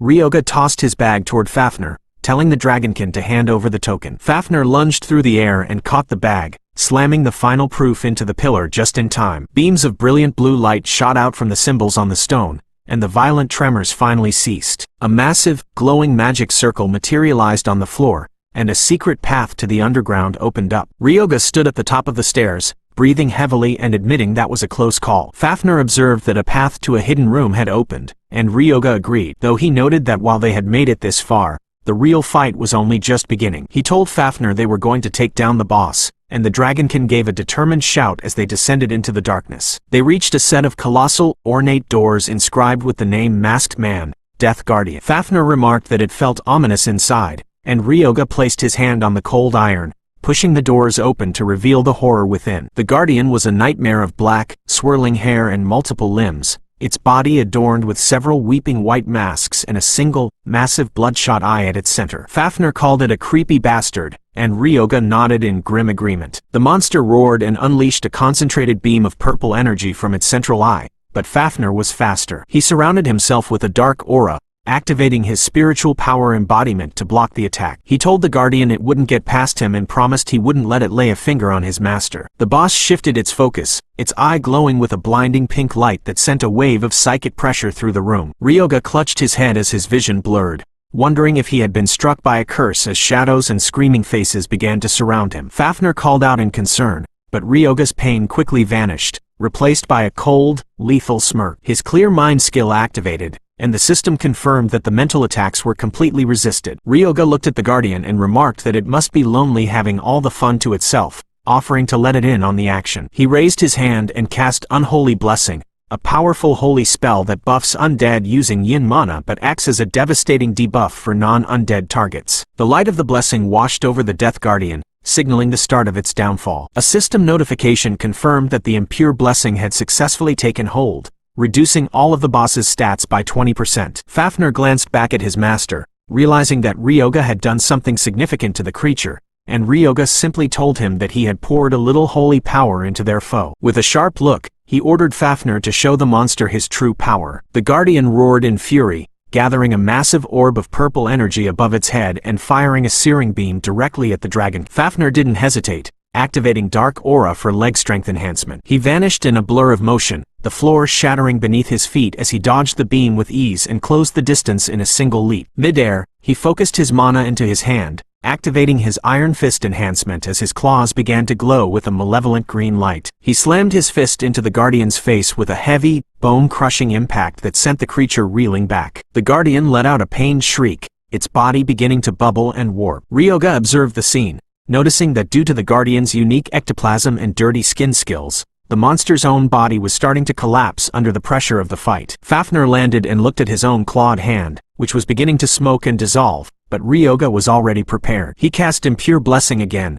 this time targeting his servant, and the system announced that Fafnir's collapsing body had fully recovered. Feeling the surge of power, Fafnir lunged back into the fight, unleashing the 7th chapter of the Kennic combat technique known as 10 consecutive strikes. His movements were a symphony of violence as he tore into the Guardian with a flurry of claw swipes and kicks that left the boss mangled and bleeding. He followed up with a final, massive uppercut that sent the creature crashing against the far wall. The Guardian struggled to its feet, its many masks weeping black ichor as it cried out in agony, wondering why its curse wasn't working. Fafnir mocked the creature, telling it that its movements were getting sluggish because of the massive hole he had just punched through its knee. The monster tried to regenerate the mangled limb, but Ryoga stepped forward, telling Fafnir there was nothing left to think about and that they should just finish it in one hit. Ryoga raised his hand, commanding his bone control to manifest several jagged, lethal shards that hovered in the air. Desperate, the Guardian unleashed its curse technique, the Dark Wave, sending a massive wall of shadow toward them. Fafnir crossed his arms and took the brunt of the impact, while Ryoga ordered his armored zombies into a defensive formation to shield himself from the fallout. Using the distraction, Ryoga sprinted through the shadows, his ring glowing as the Retribution seal was released from its temporary lock. He reached the creature and pressed his hand against its side, the stored damage from the entire fight erupting in a blinding white shockwave. He shouted for Fafnir to strike now, and the dragonkin soared through the air, executing the 5th chapter of the Kennic combat technique, the Crushing Blow. Fafnir's fist connected with the Guardian's head, and the entire room shook as the boss was pulverized into the stone floor, its masks shattering into dust. A system notification appeared, announcing that they had gained a large amount of experience and that Ryoga had leveled up. Taking a moment to catch his breath, Ryoga adjusted his jacket and remarked that it wasn't a bad warm-up, noting that because it was a boss, he had gained 2 levels at once. Fafnir walked over and asked what the main target was now, and Ryoga pointed toward the ornate altar sitting at the back of the room. They approached the stone pedestal where a set of jagged, crimson armor rested beneath a beam of light. Fafnir commented that the armor looked pretty good, and Ryoga agreed as he looked at the dragon scale armor. The system identified it as a transcendent rank growth type artifact made from a dragon's back that would synchronize with the wearer's mana and change shape according to their will. With a satisfied smile, Ryoga declared he would gladly take it. He reached out and touched the red plates, wondering if he could equip it simply by physical contact. As his hand met the surface, the armor dissolved into dark energy and flowed up his arm, wrapping around his torso and limbs in a sequence of mechanical clicks. Ryoga felt the power surging through him, noting that the item was even better than he had imagined. A system window displayed his new stats, showing physical resistance at level 12, magic resistance at level 7, and an agility boost of 10%. He closed his eyes and focused on the growth-type properties, imagining a different form for the gear. The armor shifted, its crimson hue turning into a sleek, dark purple with sharp, angular edges. The stats updated immediately, showing his magic resistance had increased to level 7.35 while his physical resistance remained steady. Fafnir crossed his arms and looked at his master, remarking that he wouldn't have to hold back during their spear training anymore. Ryoga asked why, and the dragonkin admitted he was holding back because he thought his master would get hurt, but with armor like that, things were different. He looked at Ryoga's confident expression and asked if he was the only one who thought Ryoga looked happy about the fact that he could now legally beat his servant up during practice. Ryoga walked away with a slight smirk, telling Fafnir he was talking nonsense and that he simply wanted to get stronger. Before they left the chamber, Ryoga noticed something had fallen from the guardian's corpse. He bent down and picked up a dark, weathered book, wondering what it could be. With their mission complete, Ryoga declared it was time to head back. Outside the gate, a massive blue portal swirled between 2 stone dragon statues. A system notification announced that the Forgotten Temple subjugation was complete and the gate would close in 3 minutes. A group of hunters standing nearby watched in shock, unable to believe the temple had actually been cleared. They whispered among themselves, wondering if the Phoenix or Daybreak guilds had been the ones to do it, noting that if they had, there would already be a press conference held. As Ryoga and Fafnir stepped through the portal and back into the real world, Yuma ran toward them, shouting in relief that Ryoga was safe. He mentioned that he had heard the place was cleared, and Ryoga casually confirmed that he was the one who did it. Yuma stopped in his tracks, his eyes wide with disbelief as he looked at Ryoga, unable to process the news. The morning sun beat down on the ruins of the gate as Ryoga stood calmly,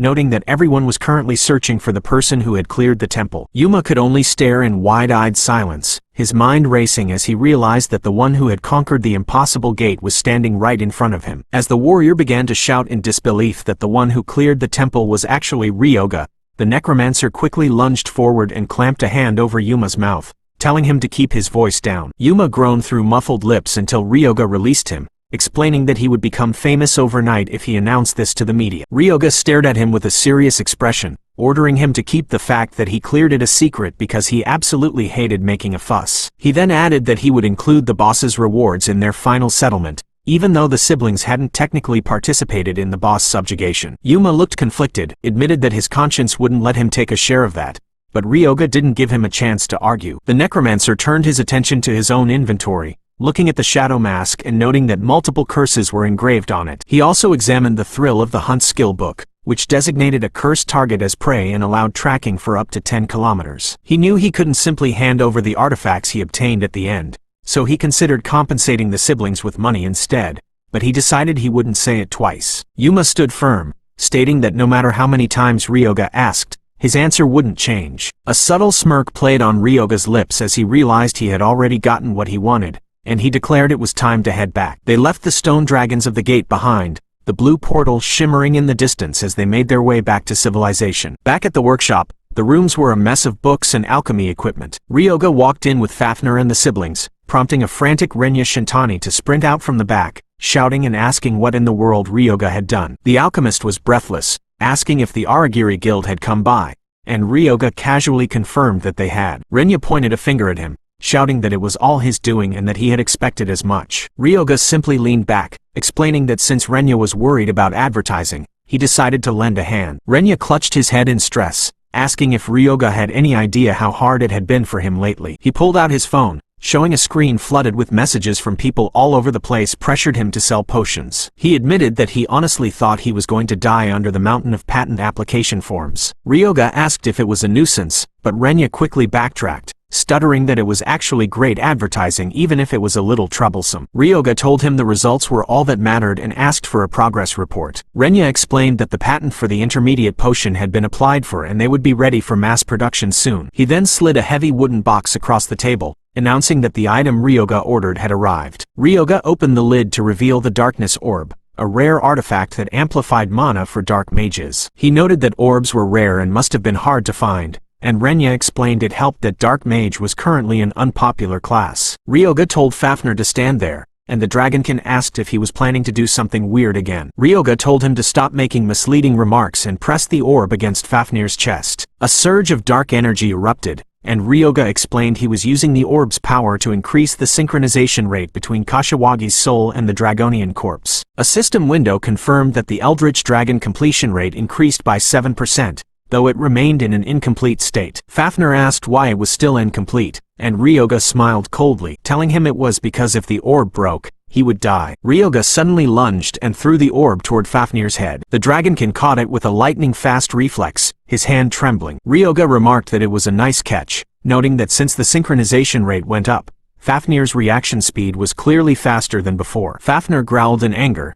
asking what would have happened if he died and shouting that Ryoga had just said he'd die if it broke. Ryoga ignored the outburst, watching as Fafnir protectively clutched the orb, thinking to himself that he needed to see how the servant was after using it. Renya watched the exchange with a sweat drop, calling Ryoga a devil. Ryoga then turned back to the siblings, asking if they could go and collect mana stones again. They gave a unified shout of agreement, and Ryoga led them to the massive, mangled corpse of the Death Guardian. Yuma asked if they should extract the stones like usual, and Ryoga told them to do so but to keep the original form intact. Yuma asked if Ryoga was going to turn this corpse into an undead too, but Ryoga revealed he actually planned to make a golem next. Yuma was stunned, imagining a massive, glowing stone giant, but Ryoga explained that his level wasn't high enough to create high-ranking undead yet, so he figured a golem was the best choice. He noted that he would need an alchemist and materials for that, and he looked over at Renya, knowing he had already secured a highly skilled one. Renya felt a sudden chill run down his spine as Ryoga smiled to himself,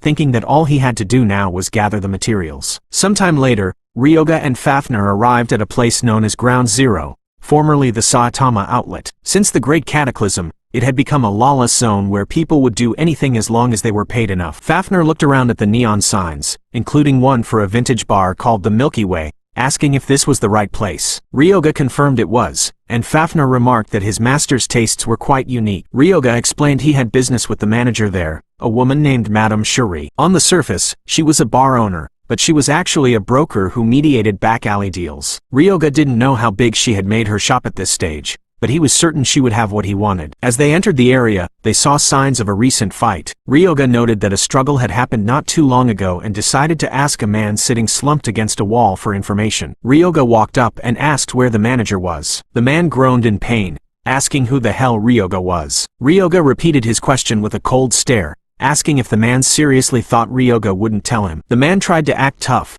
telling Ryoga to introduce himself first, but Ryoga didn't waste time. With a swift, forceful move, he intimidated the man into submission. Terrified, the man stammered that Madame wasn't here and that she had run away over 30 minutes ago with his comrades tracking her right now. Ryoga noted that if 30 minutes had passed, it would be hard to track her, but Fafnir said it was no problem. Ryoga activated the shadow mask, Soul Chase, and a purple trail of energy appeared before his eyes. He commanded his team to go, following the trace through the dark alleyways. Elsewhere, Madame Shuri was sprinting through a junk-filled alley, her breath coming in ragged gasps. She was being chased by members of the Red Spider organization. She wondered why they were after her, knowing she shouldn't have done anything to get on the bad side of such a large group. She realized that if she got caught, it would be bad, and her heart sank as she ran into a dead end. Several goons armed with crowbars and knives surrounded her, laughing at her predicament. The leader of the group stepped forward, mocking her for giving them so much trouble. Shuri pulled out a dagger, her eyes flashing with defiance as she told him he would get hurt if he underestimated her. The leader laughed,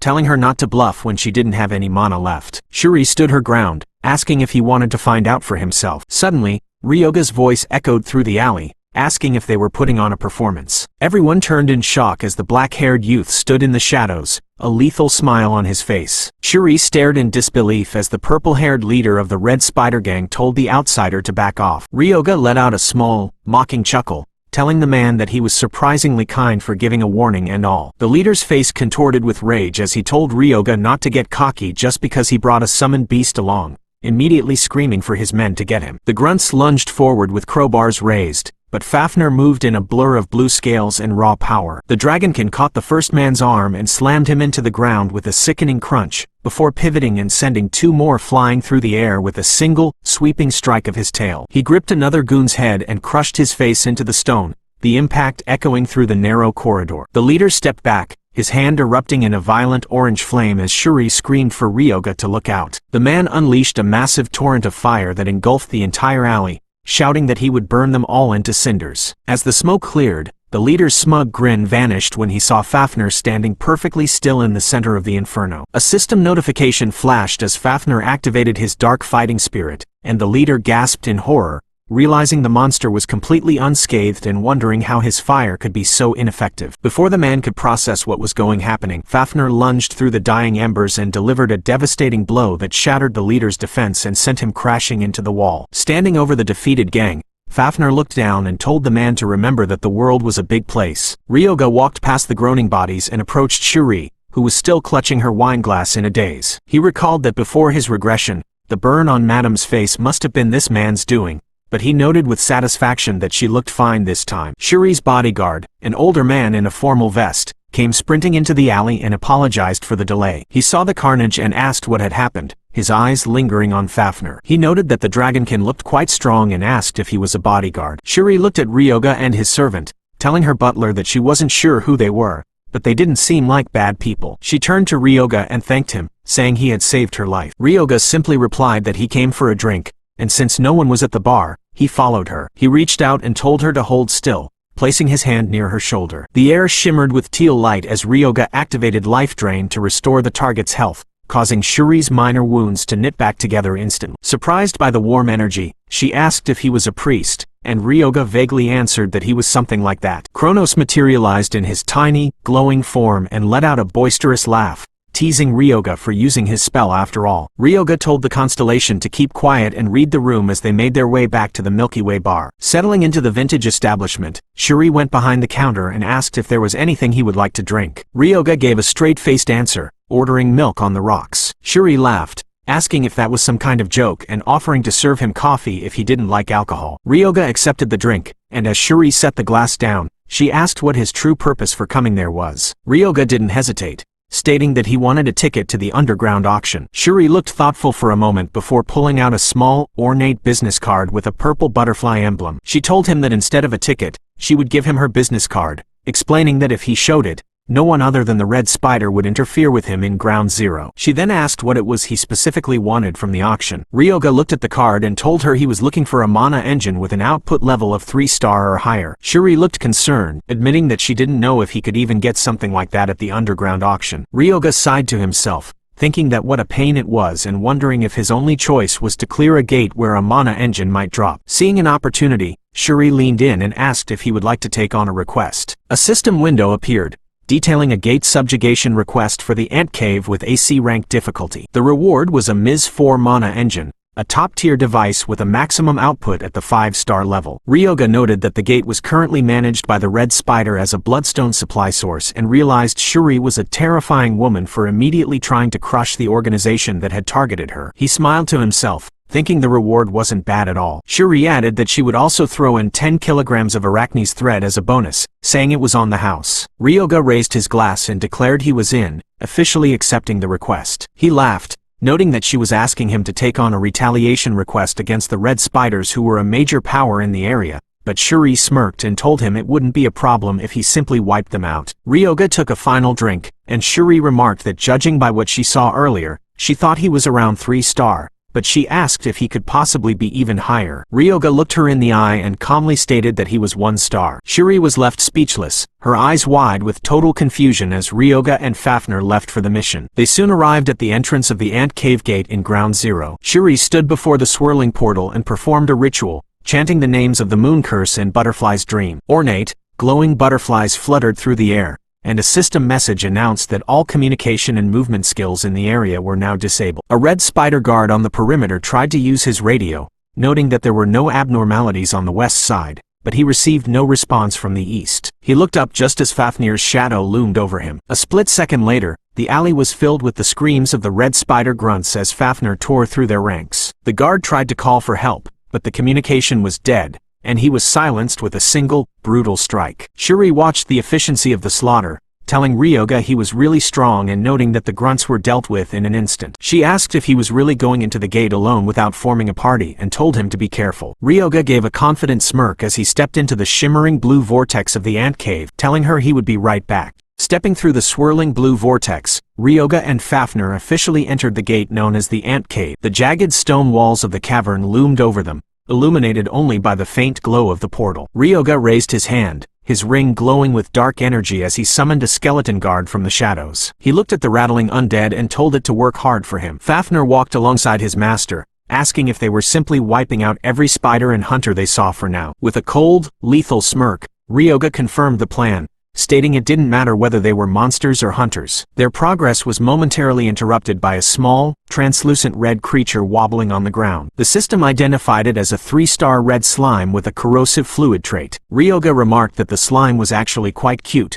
but Fafnir warned him that it was only cute on the outside and was dangerous enough to melt iron. Fafnir asked how one was supposed to kill such a creature, and Ryoga explained that it was pretty simple.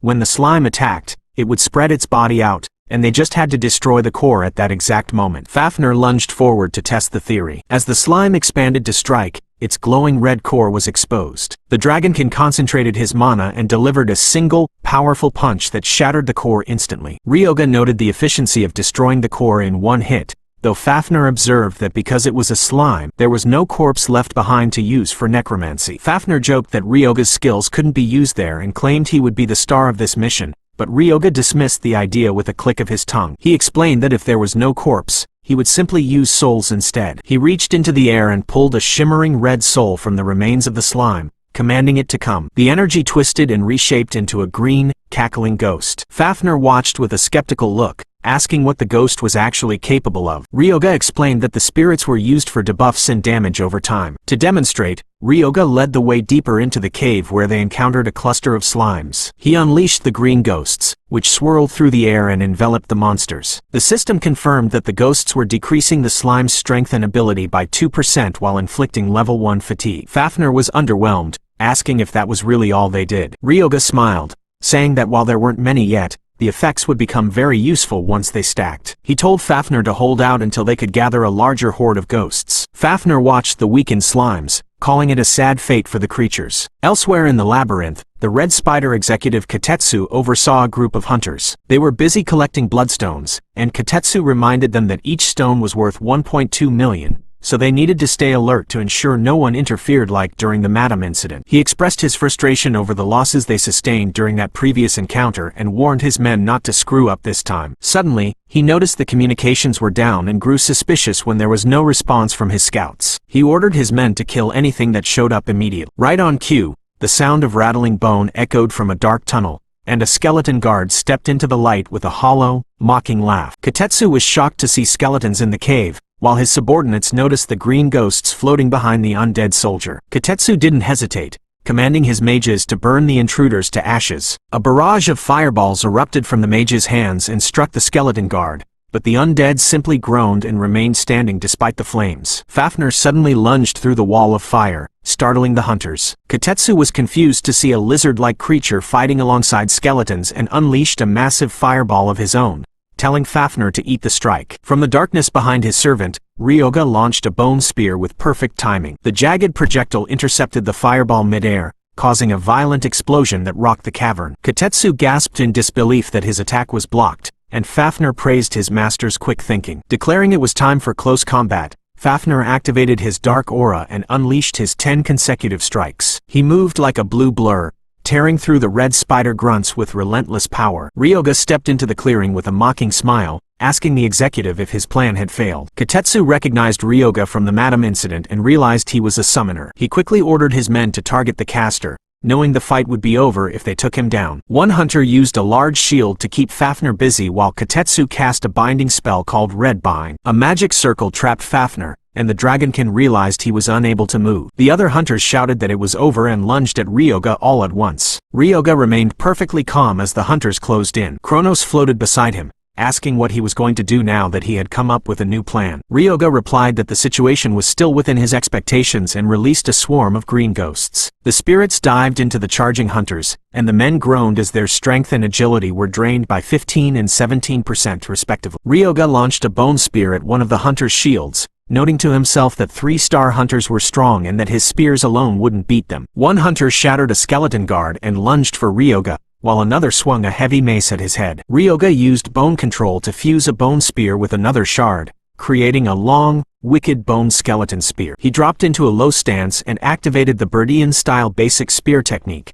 parrying the mace with a fluid, spinning motion. Ryoga stared down the executive and told them he would finally show them the results of his training. The executive let out a frustrated click of his tongue, refusing to be intimidated as he gripped his heavy mace. He barked at Ryoga, asking if the boy really thought a mere mage could ever hope to defeat a trained martial artist in the brutal reality of close-quarters combat. With a sudden burst of speed, the executive lunged forward and swung his massive spiked weapon. Ryoga did not retreat. Instead, the system pulsed with light as he activated the fourth form of his technique, the pommel strike. With a precise and fluid motion, Ryoga parried the heavy blow, sending a shockwave through the air that left the executive wide-eyed and stunned. The impact forced the martial artist backward, his boots skidding across the uneven cavern floor as he muttered a curse under his breath. Ryoga looked on with cold, glowing eyes and remarked that a man of his caliber was nothing more than a piece of cake to handle. Enraged by the insult, the executive screamed for Ryoga not to mock him and charged once more with reckless abandon. In response,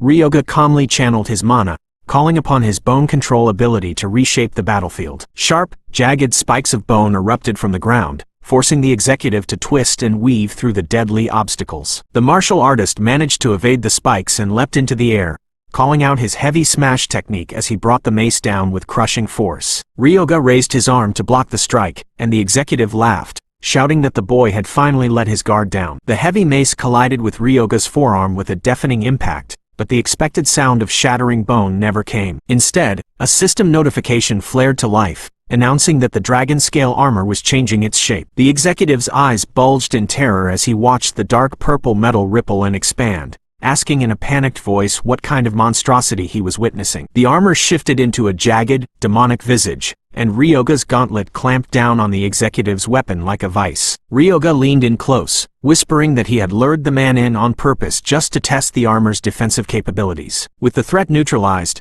Ryoga stood over the defeated executive and shouted toward his companion, telling Fafnir to hurry up and finish things on his end as well. In another part of the cavern, the draconic hero Fafnir was surrounded by the remaining Red Spider members. He sighed, noting that the weaklings had been trying to stall him with what he considered mere child's play. Fafnir unleashed a dark aura that swirled around his massive frame, causing the hunters to tremble. One man begged for a minute to explain himself, but Fafnir countered that there was no way in hell he would wait. With a single, devastating punch, Fafnir sent the man flying through the air. The dragonkin continued his rampage, effortlessly crushing the opposition until only the red-haired leader remained. The leader desperately held up a magic circle, screaming for his men not to run and to stay and fight, but it was far too late. Fafnir lunged forward and slammed the leader into the stone wall with such force that the ground cracked beneath them. Slumped against the rock, the leader gasped for breath, lamenting that he could not believe he was losing to a mere lizard. Fafnir loomed over him with a terrifying presence, telling the man never to get cocky when he was so obviously weak. With the battle concluded, Fafnir walked over to his master and asked if he was all right. Ryoga confirmed that he was fine, though he stared at the unconscious leader and thought to himself that the man was actually quite impressive. Even if it was only for a second, the hunter had managed to momentarily halt Fafnir's movements, marking him as someone with potential. Deciding it would be a waste to simply leave him there, Ryoga extended his hand and used his power to extract the man's soul, commanding the spirit to come forth. A swirling red orb manifested in his palm, and Ryoga noted that he should probably collect the physical corpse as well, just in case he needed it later. With the Red Spider organization dismantled, Ryoga turned his attention toward the final objective, stating that it was time to clear the rest of the gate. Fafnir pushed open a set of massive, reinforced doors, revealing a gargantuan creature waiting in the shadows. Ryoga asked if that was the boss of the dungeon, and a massive red slime let out a high-pitched squeak as it wobbled toward them. The system identified the monster as a huge red slime, a creature of immense size and density. The slime launched an attack, its gelatinous body expanding outward, but the battle ended shortly after it began. Sometime later, under the moonlit sky outside the gate,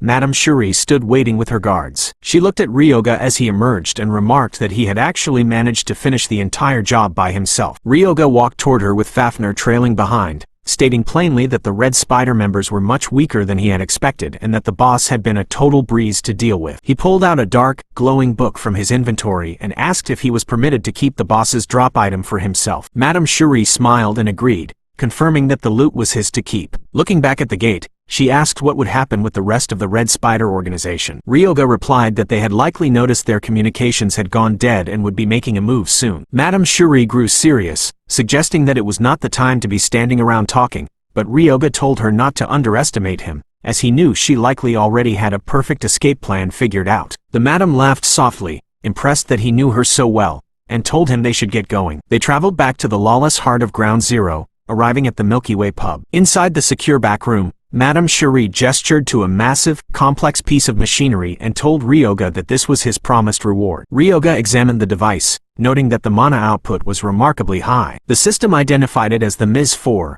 a next-generation mana engine manufactured by Meets Corp. Shuri warned him that if he found any defects later, she would not be covering them or offering a refund. Ryoga joked that she was being a bit unkind, but she maintained that since it was a prototype, they were both taking a significant risk. Ryoga thought to himself that he had actually been planning to use any potential malfunctions as leverage to make her owe him another favor, but he realized she was too sharp to fall for such a tactic. He told her he wouldn't complain about the engine as long as she agreed to deliver the massive machine to his designated site. Shuri agreed, saying that much was easy enough to handle. Ryoga eventually returned to the laboratory of Renya Shintani, who came running toward him while shouting how glad he was that Ryoga had returned safe. Ryoga asked why he wouldn't be safe, and Renya exclaimed that since it was Ground Zero, he would have believed it even if Ryoga had returned as a literal ghost. With a mischievous grin, Ryoga told him that while he didn't become a ghost, he had managed to catch one. He summoned a haunting, glowing spirit that drifted toward the alchemist. Renya let out a blood-curdling scream of terror, but Ryoga told him he was overreacting. Renya yelled back that of course he was reacting that way because a real ghost had just popped out of nowhere. Ryoga ignored the protest and told Renya to try and get along with the spirit, as they would be seeing a lot of each other from now on. Renya begged for mercy, crying out that it was impossible because he couldn't even handle watching horror movies. Ryoga dismissed the complaints and headed toward his bed, mentioning that he was feeling unusually sleepy for some reason. Renya wailed for Ryoga not to leave him alone with the ghost as the door clicked shut. As Ryoga drifted into a deep slumber, a system message appeared before his closed eyes, stating that because his divinity as a constellation had risen, an audience within the Star Sanctuary was now possible. His consciousness was pulled away, moving into the sanctuary of his patron, the giant who defies heaven. Ryoga opened his eyes to find himself standing in a breathtaking cosmic realm filled with stars. He asked aloud where he was, and a massive, divine voice boomed through the space, welcoming the contractor. Kronos appeared in a titanic, regal form, and Ryoga realized who he was speaking to. Ryoga crossed his arms and remarked that entering someone else's dream without permission was a sign of bad manners. Kronos explained that this was no mere dream, but the Star Sanctuary itself, and that his increased divinity finally allowed him to summon Ryoga to this plane. Ryoga looked around at the towering, ancient structures and noted that the scenery looked very similar to the legends of the Pantheon. Information flooded Ryoga's mind, explaining that a star sanctuary was the unique domain of an individual constellation used to grant blessings to their contractors. Ryoga looked up at the giant and asked why he had gone out of his way to summon him, telling Kronos that if he had a divine protection or a holy spell to give, he should just hand it over. Kronos looked down with a solemn expression and admitted that he had nothing to give at the moment because he still lacked the necessary achievements as a constellation. He explained that there was something he needed his contractor to do first. A system prompt appeared, stating that to receive divine protections and blessings, Ryoga had to raise the divinity of his guardian star. The requirements were listed: either obtain a holy relic or construct a temple to worship the constellation. Ryoga sighed, realizing he couldn't exactly find a holy relic on short notice. He looked at the vast emptiness of the sanctuary and decided that he would simply build a temple instead. As he made the choice, a vision of a grand, dark cathedral appeared through the mist, and the system confirmed that constructing the temple would fulfill an unofficial achievement. The morning sun began to crest over the horizon, casting long shadows across the laboratory as Ryoga stood over a sleeping Renya Shintani and commanded him to wake up. Renya sat up with a startled gasp, his eyes widening in confusion as he noticed the group of rookie hunters using his workshop as a temporary bedroom. He clutched his head in disbelief, shouting that he had never given them permission to treat his workplace like a lodging house. Ryoga ignored the alchemist's protests, his expression cold and focused as he told the group that he had something important to discuss with them. The atmosphere in the room grew heavy and serious, causing the rookies to exchange nervous glances while they sat on their makeshift beds. Sensing their unease, Ryoga told them to stay quiet and listen closely. He leaned back and asked a single, piercing question, wanting to know exactly why they had chosen to become hunters in the first place. The male tank of the group hesitated for a moment before admitting that his primary motivation was simply to make money. Ryoga allowed a small, satisfied smile to cross his face, remarking that his answer was good. He confessed that he felt relieved they hadn't said something unrealistic like wanting to become heroes. Renya, still waking up, muttered that if he actually wanted to be a hero, he would have chosen to be anything other than a money grubber like Ryoga. Brushing off the comment, Ryoga leaned forward and presented his official proposal, stating that he wanted them to officially form a permanent party with him. The tank looked up in surprise, stammering that he had already assumed they were a party after everything they had been through. Ryoga clarified that up until now, it hadn't been official. He had merely been paying them to perform odd jobs and manual labor. He explained that from this point forward, he wanted them to work together as a cohesive unit and asked what they thought of the idea. The tank broke into a wide grin and declared that he was definitely in. Renya followed suit, raising a hand and jokingly adding that it sounded good as long as he didn't end up dying. The female mage of the group offered a bright smile and agreed as well. With the matter settled, Ryoga told them to pack their things immediately, announcing that they would be spending the next month at the Boundary. The rookies cheered with determination, while Ryoga thought to himself that being in such a lawless and remote area would finally allow him to summon Fafnir and his other undead servants in the open without fear of unwanted attention. As they prepared for the journey,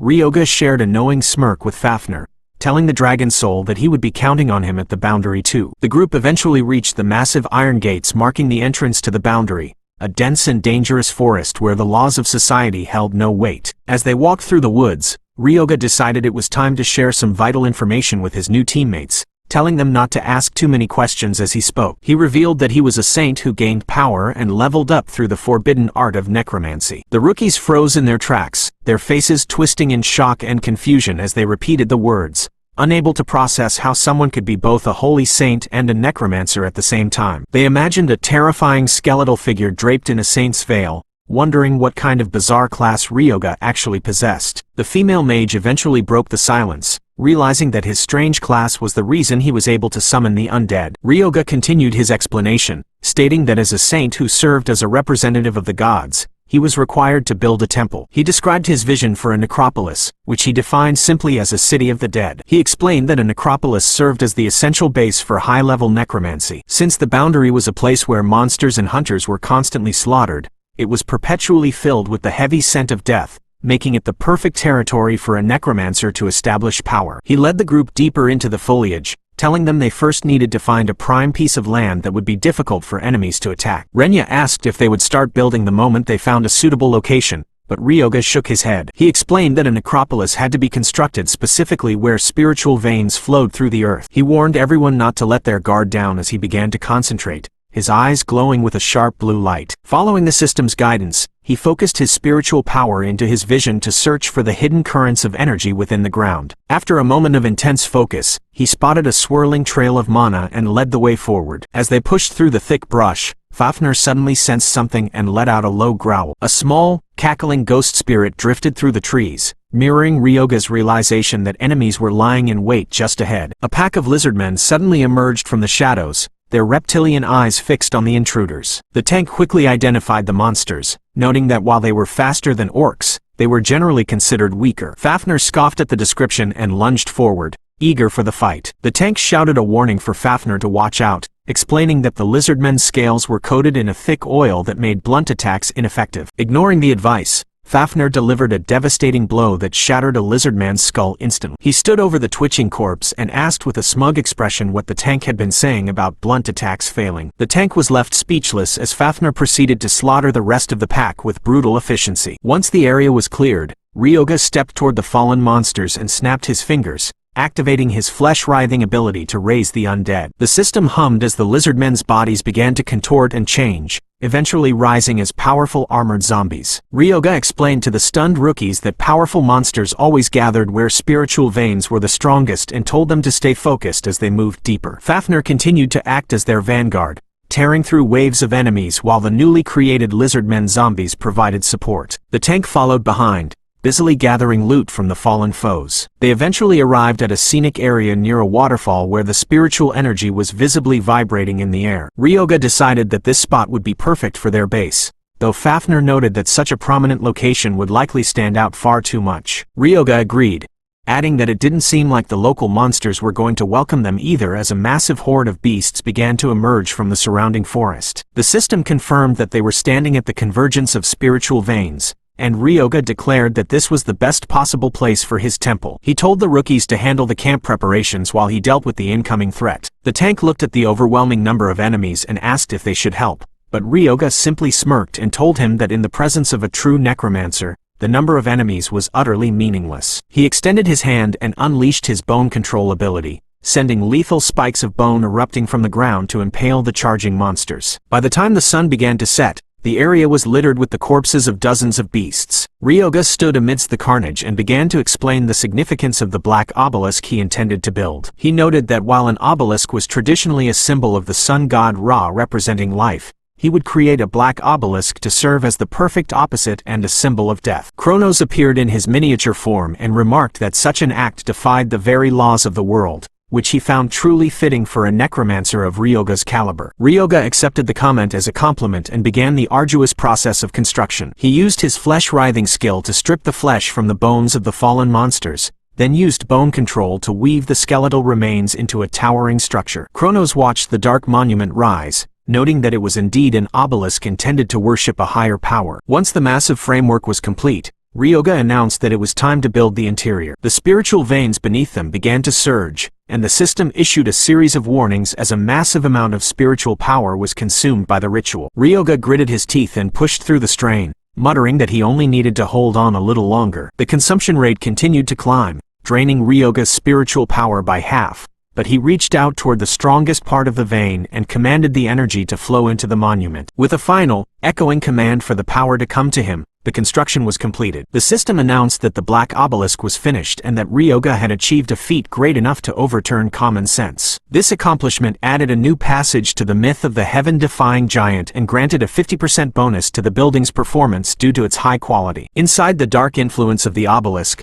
the field of vision for living beings was drastically narrowed, causing the rookies to panic as they found themselves blinded by the shadows. However, the monument also increased the stats of all undead by 30%, and Fafnir roared as he felt a massive surge of power flowing into his body. Ryoga let out a heavy breath and triumphed in his success, exclaiming that he had finally done it. He tried to boast that the task had been easy, but he suddenly doubled over and coughed up a spray of blood. The system flashed a dire warning, showing that his spiritual power had been depleted by 86% and was still falling. Ryoga's vision blurred and he collapsed toward the ground as Fafnir and the tank rushed toward him, their voices filled with panic as they screamed for their master. The first rays of a crimson sunset filtered through the canvas of the tent as Ryoga sat up on his cot, clutching his forehead and groaning that his head hurt. Beside him, the miniature form of Kronos hovered in the air, laughing hysterically and remarking that it was simply hilarious to think he would actually build a shrine like that. Ryoga told the constellation to stop shouting because the voice was echoing painfully inside his head,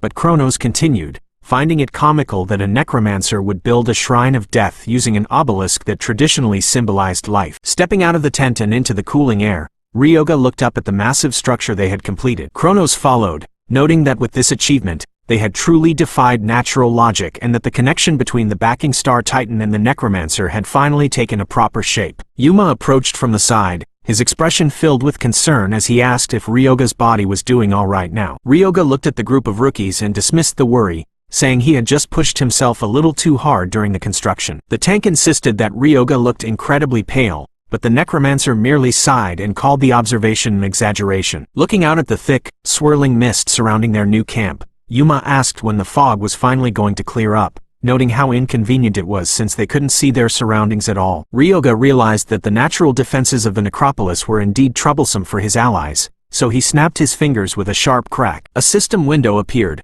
announcing that the information of his allies had been registered to the Black Obelisk and that registered living beings would no longer be affected by the blind fog of the Death Realm. The rookies gasped in wonder as their vision suddenly cleared, and Yuma exclaimed that he could see perfectly now. Yuka marveled at how mysterious the power felt, while Haibara remarked that it was incredible and just as expected from their leader. Ryoga cast a glance back at the towering fortress as the system provided a status update, detailing a necromancy range expansion and a new undead capacity of 100 that the necropolis could accommodate. He thought about how, up until now, he had been forced to keep Fafnir hidden inside the ring of dark gloom, but now he had a proper place to store his growing legion. Another notification flared, stating that the divinity of the constellation Titan had increased, and Kronos flexed his tiny muscles with pride. Ryoga decided that since he had reclaimed some of Kronos' power, it was time to focus on strengthening his fighting force next. He turned to the group and told them that it was time for them to get stronger as well. The rookies looked at him with questioning expressions, but Ryoga maintained a sharp smirk and asked what was with the looks on their faces. He reminded them that they were fighting together now,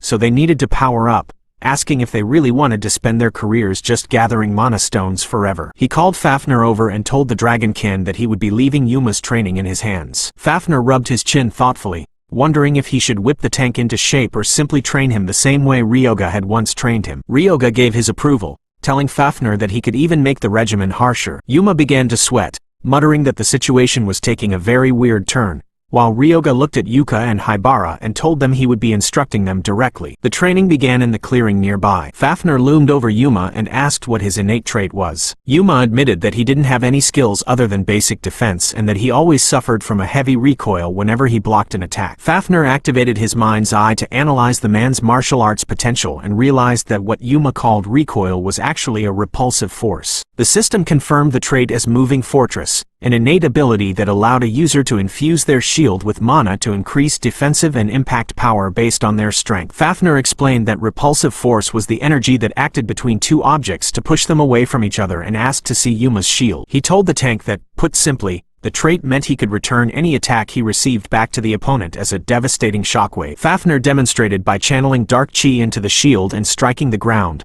causing the earth to shatter with a thunderous roar. Yuma was wide-eyed, asking how he had performed such a feat. Fafnir told him not to just defend with the shield, but to channel his mana into it as if he were striking downward with all his might. He told Yuma to give it a try, and the tank stepped up to a massive ancient tree. Yuma took a deep breath and focused his energy until the shield glowed with a brilliant green light. He lunged forward and slammed the shield into the trunk, resulting in a violent explosion of wood and debris that leveled the tree. Fafnir noted that Yuma was still channeling way too much mana, which caused his body to get flung back from the impact. He instructed the tank to channel just enough mana to keep his feet planted and told him that from here on out, he would need to practice the movement repeatedly. Meanwhile, Ryoga stood with Yuka and Haibara, asking them to list their traits and skills. Yuka explained that her main form of attack was her crossbow and that her trait was resonance. The system described resonance as an ability that linked an object to the user or party members, allowing mana to flow into the object to increase its power. Kronos watched from Ryoga's shoulder and remarked that it didn't seem very useful, and Yuka looked down,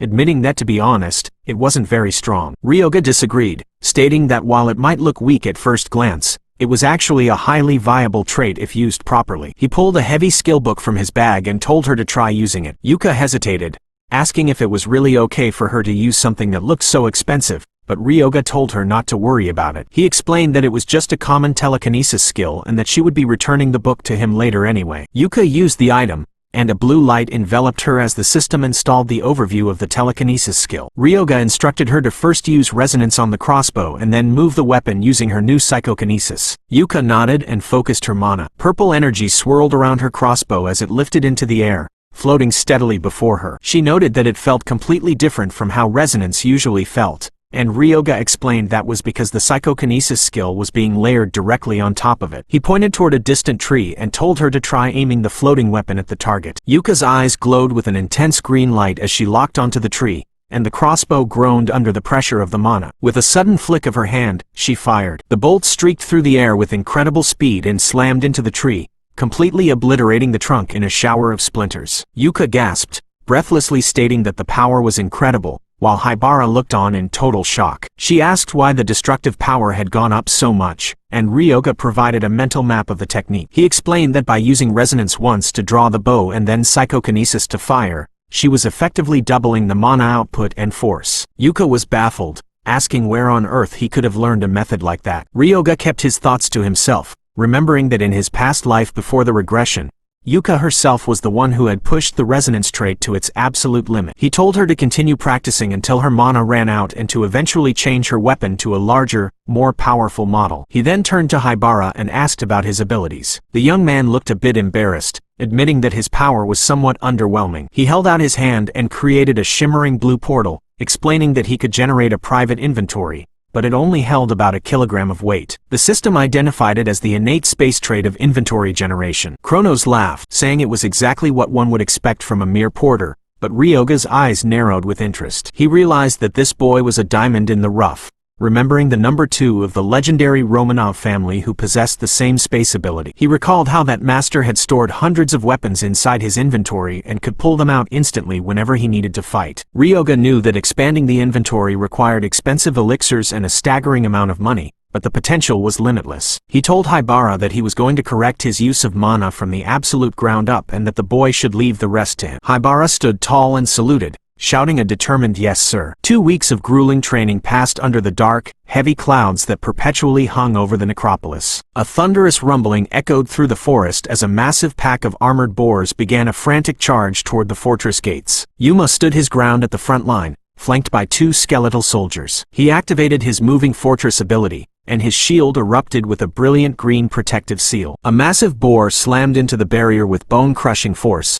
but Yuma didn't budge. He gritted his teeth and shoved back, unleashing the repulsive force that sent the monster tumbling backward into the dirt. As more boars swarmed him, Yuma stood firm, a confident smirk on his face as he prepared to hold the line. High above on the battlements, Yuka stood ready with Fafnir and Ryoga. The system confirmed that her mana had fully resonated with her crossbow and that her psychokinesis was at maximum output. She leveled her weapon at the charging horde and fired a volley of bolts that curved through the air as if they had a mind of their own. Each bolt struck with the force of a siege engine, impaling the boars and leaving them dying in the mud. As the last of the monsters fell, the necropolis began to glow with an eerie red light. The system announced that the fortress was absorbing the souls of the fallen monsters and that the necropolis had officially begun to function as both a territory and a shrine. Ryoga stood with his arms crossed, watching the dark energy swirl around the spires. He noted that even without Fafnir stepping in to help, the 2 of them had managed to defeat an armor boar on their own, proving that the results of the special training were really showing. He smiled, satisfied that the place had finally been recognized by the world as his official territory. A massive pillar of golden light suddenly erupted from his body as the system announced that he had reached level 50. A final message appeared in the air, stating that he was now breaking through the limit to enter an entirely new realm of power. The system pulsed with light, announcing that he had officially reached the 2-star rank, granting him a 20% increase to all his base stats. However, the path ahead grew steeper, as the experience required for his next level up was now multiplied by 4. Ryoga looked at his hands as the residual mana dissipated, realizing that from the 2-star rank onward, the variety of undead he could create would increase significantly. He mused to himself that instead of the usual skeletons or zombies, he might try his hand at constructing a golem. Nearby, Fafnir crushed a massive armor boar into the dirt with a single heavy stomp, and Ryoga called out to the dragon soul, informing him that he was heading to Shintani's workshop. Fafnir looked up in confusion, asking if Ryoga really wanted him to stay behind and play watchdog for the base. Ryoga smirked, confirming that Fafnir had guessed correctly and told him to guard the necropolis while he was away. As Ryoga prepared to leave, Yuma came running over and asked what would happen to the rest of them. Ryoga stopped and looked back, asking the trio what their current levels were. Yuma reported that he was level 48, Yuka followed with 47, and Haibara proudly announced he had reached 45. Hearing this, Ryoga told them to head to the ancient garden. The rookies were taken aback by the sudden command, but Ryoga's eyes glowed with a cold light as he explained that there was a hidden area located within that specific zone. The system displayed the details of the ancient garden, a 1-star fixed entry gate with a medium mana density of 52%. Ryoga laid out the secret instructions, explaining that if they dripped a single drop of goblin shaman blood onto a frogman's heart, they could enter the ancient trial grounds. He told them their objective was to defeat the Dragonian waiting inside to prove their strength. Yuma swallowed hard at the mention of a Dragonian, but Ryoga's expression remained unreadable. He warned them that when they fought, it would be a strictly one-on-one battle and told them not to even think about relying on their teammates for help. He reassured them that they wouldn't die even if they lost, but noted that the experience would still hurt like hell. He encouraged them to do their best for the sake of the reward at the end. The three rookies exchanged looks of grim determination, and Yuma finally nodded, stating they would clear it. Yuka and Haibara joined in, promising to do their absolute best as they set off toward the misty horizon. Yuma paused for a second, asking if Ryoga needed help sorting the massive pile of magic stones they had collected. Ryoga looked over at the exhausted Fafnir sitting by the gems and told the tank not to worry about it, as he already had someone else in mind for the job. In a high-end bar miles away, Madame Cherie relaxed in her chair and noticed a new email from Ryoga. She opened the message to find a request asking her to sort a batch of magic stones. She tossed her phone onto the counter with a heavy sigh, wondering aloud since when her establishment had been demoted to a magic stone processing center. Meanwhile, inside his cluttered workshop, Renya Shintani was frantically mixing chemicals while flames erupted from his test tubes. Ryoga materialized behind him and commented on how hard he was working, causing Shintani to let out a terrified scream. The alchemist continued his frantic movements, shouting out nonsense as he finished a vial of red liquid. Ryoga let out a satisfied exclamation, but Shintani turned around and demanded to know what Ryoga wanted,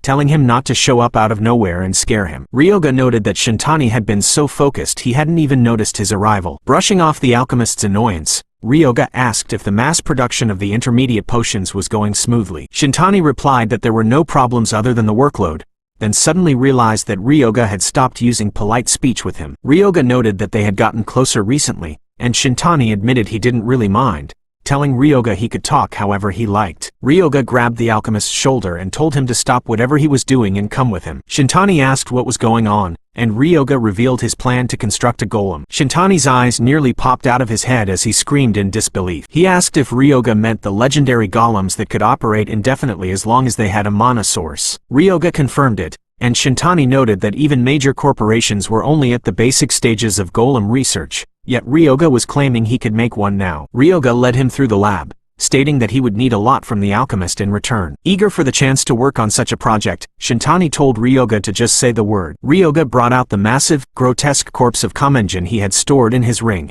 and Shintani stared at the fleshy, one-eyed monstrosity in horror. He asked if Ryoga was really planning to use that as the base for a golem. Shintani wondered if it wouldn't be more efficient to just make it an undead since most golems were made of stone or iron. Ryoga explained that what he was creating was something between an undead and a golem, specifically a blood golem. Shintani could only stare in silence at the concept of a golem made entirely of blood. Ryoga commanded him to start with the engraving, and Shintani picked up a scalpel with a determined nod. They spent hours cutting into the tough hide and weaving glowing blue mana circuits throughout the creature's muscular frame. The system monitored the mana circuit engraving, noting it was the most important and troublesome part of the entire process. Once the engraving was finished, Shintani wiped the sweat from his brow and asked what the next step was. Ryoga approached with the Ms4 engine and explained that the machine could generate its own mana. He held up the glowing red Ms4 core and stated that if they embedded it into Kamenjin's heart, the mana would flow naturally through the body. Ryoga thrust the core toward the creature's chest, announcing his plan to use the device as the golem's new heart. He gave the command to connect the components, and Shintani moved into action. Purple and blue energy erupted as the core was seated within the chest cavity, causing the blue circuits to pulse with a blinding light. Shintani panicked, thinking the circuits were burning, but Ryoga told him to look closer. He pointed out that the circuits weren't burning away. They were actually sinking deep into the creature's tissues. Ryoga explained that once the mana from the Ms4 began flowing through the circuits, the foundation of the golem would be complete. Shintani was stunned, admitting he never believed a method like this existed. Ryoga smirked, stating that next they would refine the creature's appearance. 3 days passed, and the project finally stood complete. A towering, red-skinned giant with massive bone spikes and a single, menacing red eye loomed over the creators. The system announced the creation of the 3-star blood golem, noting its unique trait allowed it to increase in size and combat power based on the blood it absorbed. Ryoga looked up at his creation and commanded it to answer him if it possessed consciousness. The golem's eye rolled down to look at Ryoga, and it spoke in a deep, gravelly voice, acknowledging him as its master. Shintani cried out in joy that the project had actually worked. A miniature Kronos suddenly appeared, telling his contractor that he had something to give him. Ryoga ignored the spirit for a moment, marveling at the fact that the golem actually had a sense of self, which put it on a completely different level from any golem he had ever seen. He told Shintani he was going to the Pantheon, but Kronos grew annoyed and pulled on his hair, telling him not to fuss over the golem too much and to just go already. Ryoga agreed, and his consciousness shifted to the divine hall. He stood before the massive, seated form of the giant who defies heaven and asked what the rush was. Kronos grinned down at him, remarking that since Ryoga had achieved a feat that defied reason in such a short time, his own divinity had increased. As a result, he granted Ryoga a new power. Ryoga joked that the constellation had only called him there to brag, but golden energy soon began to coil around him. The system announced that a brand new holy spell had been added to his repertoire. Kronos laughed boisterously, stating this was proof of just how powerful he was as a being. Ryoga stared at a new system window filled with strange purple icons and asked in a low voice what the ability actually was.